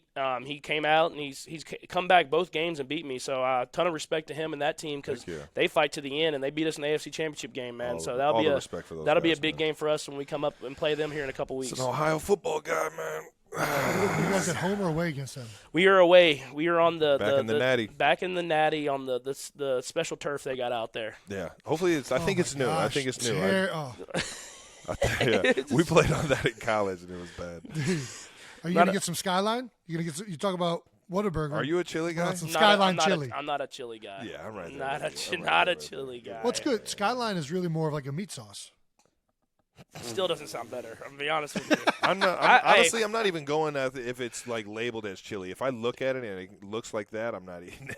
I mean, I'm not gonna lie. I haven't been to Cincinnati, but from everything Travis has told me, awesome place, ton of pride in their city, great fan base. Grater's ice cream is the only thing I'm snagging if I'm snagging anything Cincinnati wise. If it's, I hate to say this, man, but if it's coming out the same way it looks, if it looks the same way it does coming out, yeah, I get where you're going with this. I'll just get the noodles that it comes with. Just give me the noodles. Just butter the noodles up, man. I'll salt and pepper noodles? That shit and keep it going, keep it moving. Pat, I know we're actually getting close on time, man. I want to talk about this next segment of Mount Rushmores, man. I've let it be known of my tight end Mount Rushmore. Jason's talked about his, and what's your? We also had Jalen chime in on what his quarterback Mount Rushmore would look like, but what does that look like in the eyes of Pat Mahomes? Man, put me on the spot here. I mean, obviously Tom's on there. Yeah. Joe Montana. Montana's on there. He's on there. 4 Super Bowls. Got to put him on there. Shout out to Joe and his sons, man. Both those guys, man. We owe you guys a beer pong game, man. Dude, Travis, dude. I mean, are you kidding me? We'll finish this. Let me finish my Mount Rushmore. We can get to that story. Right. Then you got to throw Peyton Manning. Would probably be on there. The Sheriff. For me. And then to me right now, it's probably between Dan Marino and John Elway, and I don't know who that fourth one is. I'm going to give it to Elway just because he has the rings, but Marino, if you look at the stats, dude, his first season, 48 touchdowns in that era. Back in, dude, what, best 70s? Best quarterback 80s? Season has to be in history. I don't care what anyone says, That's dude. crazy, man. That thing is one of the most special seasons, and then, like, every single time that I've been putting up and breaking these records, it's like Dan Marino had 170 touchdowns in 3 years. I'm like, what? How are you catch that? I thought they ran the ball back then. Exactly. So, I mean, just because the rings, but, I mean, Dan Marino's just right there if he's on the edge of it, if not on there. Yeah. Ace Ventura. Right. Oh, and to finish our story, man, we went to the Masters. Yeah. Went to the Masters, dude, and we see Joe Montana, who's like a hero of everybody. And so you go see him. You see him, you're like, hey, he's with us. We're watching. He's golden. He walks in a room and he random, shines. Random house-type party thing. Random house party thing. They have, like, Jason Aldean playing music. I mean, we're just having a good time drinking some beers, some cold Coors Lights. And by the way, such a cool dude, too. Like, great. Joe, one of the coolest guys. Blue? Yeah. Oh, man. Just Mountain Blue, too, yeah, always. And then his sons are there, and we're going over to another little house extravaganza, house party, yeah. you know. And so we're like, Joe's going home. We're like, we've been talking to his sons. Like, y'all want to come on with us, man. Before let's kick it, man. Go kick it for a little bit. Fun. So we go over there, and of course, a beer pong table gets set up. And me and Travis are notoriously known for being great beer pong partners. And so, like, I get over there, and Travis has been at the Masters all day. He's done a lot of walking for Travis. And so I'm over here, like, battling with these kids, and Travis is bounce shotting every single shot. He's like, look away. They're leaving the board open, man. They're leaving the board open. I love Their it. eyes are everywhere. I love it. 0 for 13. There's no pity. 0 for 13. I didn't hit a single one. And then I hear – Got to play aggressive, Pat. Got to play aggressive. Take shots on the field. And then I hear through the grapevine that these guys are bragging about how they beat us. And it's because this guy Travis won't lock in. Dude, he won't lock in. I won't lock in. Just take a jump shot, man. I want to freaking bounce this thing in, get 2 for 1 special. No, let me get that back. Pat, did you guys used to play, like, when you take a cup off, if you don't drink it right away, you're just holding it in your hand. If you hit that cup in the hand, it's game over, right? Game over. Done. Dude, this is how you know we're brothers. I would just stand there and try and hit that cup. Even if they saw it coming. I'm like, I don't care that you know it's coming. I'm going to slam dunk this into your cup. Now you know where I get my shit from, man. I actually think this guy's been throwing it in my cup the entire friggin' life, dude. Just Travis, side doors. The worst part about it was Travis made the first bounce. And after that, it was just Felt every electric. time. No, look. Yeah. Outside. It's got to be by surprise. After the first one, you got to catch them off Meanwhile, guard. there's kind of the table's kind of wet, so they're just sliding. They're not even getting high enough to even have a chance. The best one. Is that Pamela Anderson? Everyone's looking, right? Where? Bounce shot. Ooh, almost got him. You just got to keep coming with right now. My iPad went to shits there. Yeah, nice. That's all I had for the Mount Rushmore. Jason, you want to settle the score? Sure. Yeah. I thought they wanted to do quarterback plus receiver Mount Rushmore too. Oh, like man, duo? I screwed that up. Yeah, I screwed that up. You want me to do the duo? The duo of the Mount Rushmore? Joe Montana and Joe Jerry Montana and Jerry Rice. Can't even say You can't say his name right unless it's Joe Montana. Waterboy, man. And Jerry Rice. Speaking of Henry Winkler, man, at the game, man. Yeah, talking about the green notebook. You talking about the notebook I have, man? Yes. You didn't even put two and two together. Yeah. No. I just hate him, and I hate him, and I hate him, and I hate him. No, but yeah, Joe Montana, Jerry Rice, Dante Culpepper, and Randy Moss. You gonna take that over Tom and Randy Moss? I mean, both of them are close, dude. Dang, I mean, Tom and Randy, they had. I would say Tom and Randy. They put up 20 just touchdowns, right? that was the year they went undefeated, dude, and it was like a million touchdowns. Dominant. Epic, yeah. Who else is on that Mount Rushmore? I would say Troy Aikman and Michael Irvin. Ooh. Another sneaky one. I was a Cowboys fan growing up here, so Respectable Jason for was sure. just I had beating us their miles down action there, but figures. it's all I had right. their action figures. And then the fourth one.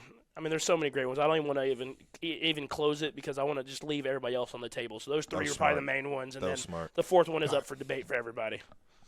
That's Fair enough. That is fair. All right, let's get to a little. We're going to settle the score on some things that we've had arguments on the show. And since you're a quarterback, it gives us a quick way to answer these questions. Game day fit philosophy: dress up or dress down? I already know the answer to this. I'm a big dress up guy for away games. Away games, suit and tie. Peyton Manning, suit and tie. I throw a little bit of swag on there, but suit and tie and everything like that. Home games, I'm usually a graphic tee and just jeans, like just an easy, comfortable look. Brittany tries to get me to go outside the box, kind of like what Travis is wearing, but I don't know if I have enough swag for that. So, like when Travis wears some stuff, sometimes I'm like, I don't know if I even like it, but it's got to be swaggy because Travis is wearing it. When I wear it, it's just gonna I'm just going to get roasted, so why am I going to wear it? So I try to just keep it. You think I'm not getting smoked? Oh, man, that's the best stuff, man. Post a picture and just read the comments, man. You look like a clown, dog. Nah, I get it, man. I get it. That's why I was going for a clown, actually. That's what I was going for. Clowns are in. Better believe it. What position talks the most trash? I would say DB definitely. Just the whole group, man. It's just they always are saying something, and so I mean you have to have some confidence to play that position. So I'm the big guy where I run. I try to never take a hit, so I always go down. And they're like, "Man, if you'd have ran at me, you know what I would have done." I'm like, "Dude, you're not trying to hit anybody, dude. You play DB. Are you kidding me?" But I try to stay. Cause if you throw an interception, they're going to the end zone. They're taking the picture, everything like that. So you try to stay away from giving them any chance to talk trash. You know it. We were right there with you. D-line, DB, that's the ultimate. But the only thing about Travis. The only, go ahead. Only thing about D-line is I'm a big compliment guy. I'm a big throw the ball. They get close to me. Hey, great rush, dude. I ain't poking that bear. Yeah. I'm not trying to make these guys mad. Are you kidding me? Like, why would I want them to hit me harder? I'm just hey, great rush. Don't poke the bear. Yeah, exactly. Let them just play their position. They're competing. They're having a great time. Our dog Trey Smith is poking the bear enough. Dude, exactly. Bro, that was crazy. That was awesome. Trey Smith, the highlight video against Tennessee. Oh yeah. Oh yeah, whoa. Man. He heard the trash talk, and so he like that all the time. Interstate 65. If you poke that bear, he's one of those quiet guys that at the moment anything is said, he's gonna go nuts, and it's great to have those guys on the team, man. And I don't have to be that guy. I just let them. I mean, Travis, I'm like grabbing him by his horse collar the whole time. I'm like, hey. Bring it back in, man. Well, I mean, I was the kid at the amusement park that was on the leash, so that's me. Mom did have to leash. Can't get it. Travis. True story, huh? Yeah, go on. Oh, for sure. Heel. Like our first. Used to give me like a candy, like caffeine rush or like a sugar rush, and I would just be everywhere, just like dragging my parents across the amusement park. I remember one of the first times we went, like. I wasn't on the leash. My mom was like, "All right, this is where if anybody gets lost, we come right here." It was like one area, and all I heard in my mind was like, "I'm about to get lost and just meet right back here at the end of the day."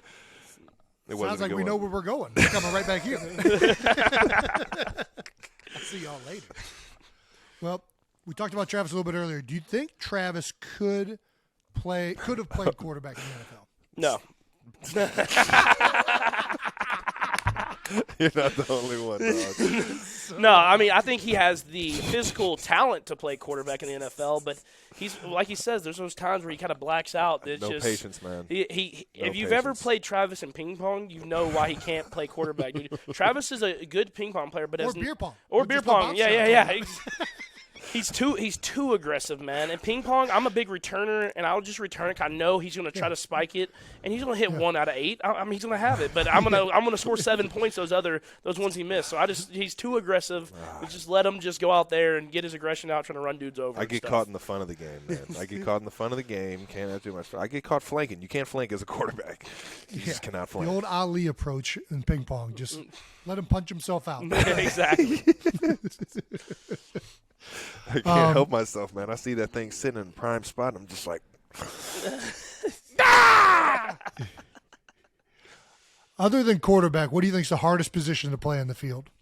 DB 100%, man. Especially with the rules, how For they've sure. changed. Those guys are put in tough positions, man, and so they have to play defense. They have to not know where the receiver's going, but there's a chance they get picked by someone else. But they have to stay. They have to not put their hands on the guy, and they have to hold their ground, but not to hold their ground too much because they might get a pass interference. So, and they have to have the quickest memory, man. If they make one mistake, it's like the next play they have to try to make something happen. So definitely, that DB position is definitely a tough one. I think all three of us agree on that one. yeah. Would you sign a baby? I will not Would sign you a baby. let somebody sign You won't Sterling? sign a baby? I will Would you not, let somebody put no. Sharpie on Sterling? No, that's what I'm saying. I will not. I'll sign a baby's clothes. I will. The clothes, yes. I will sign the clothes, but Not not across the forehead? no. Baby's got big No forehead. No Ricky Bobby forehead signing coming out of me. I'm very hesitant about to that. sign anybody's actual body, but I did sign someone's. They had a champ stamp, and I signed their champ stamp, and they got it tatted on top of their champ stamp. That was So gangster. That was champ sh- stamp, picture shout of out me to the kingdom, right baby. there. Yeah, Chiefs Kingdom, baby. Okay. All right. Tattoos, And baby. your autograph is forever embedded Tattooed on that. on this man's lower back. Yes. Yeah. Dude, won't the sign kingdom's real, baby. The kingdom's real, man. That's what we do out here. We're all in. We're invested. We're invested, man. One last thing, man. We do this every single week, and this is the New Heights Stamp of the Week, where we show praise to anybody taking their game to new heights. My New Heights stamp of the week. I'm gonna keep it close to home. I'm gonna throw it to Sky Moore, baby. We talked about it a little earlier. Someone that had some early struggles as far as dropped a punt. I mean, everyone does it. Yeah. You learn from your mistakes. You go out there. Obviously, we were down some receivers this week. He gets thrown into action, makes big catches that kind of change the tide of the game. Huge. Helps us get down there to win the game on the 2-minute drive.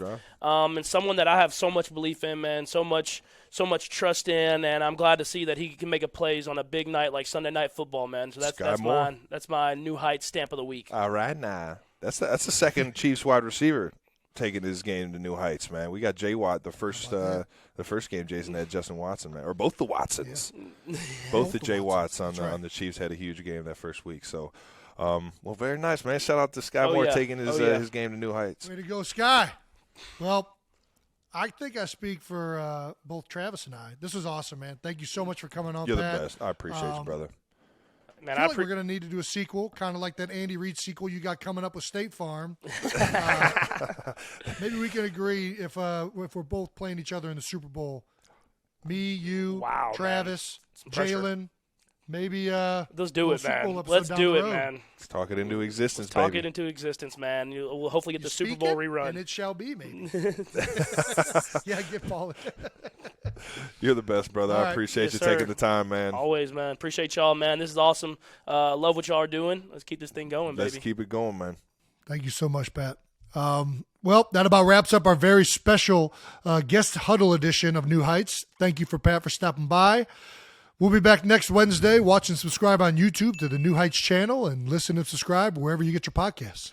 Once again, New Heights is a Jukes original presented by Wave Sports and Entertainment. Follow the show on all social media platforms at New Heights Show. We can't leave without thanking the production crew. Thank you guys for everything you guys are doing. You guys are the absolute best. And, Patty, you're the closer, baby. Any last words? Last words, man. Appreciate y'all. New Heights hooligans. Appreciate y'all as well. Shout out to the hooligans. It might be official now. It has to be. It might be official. Thank you. Yeah.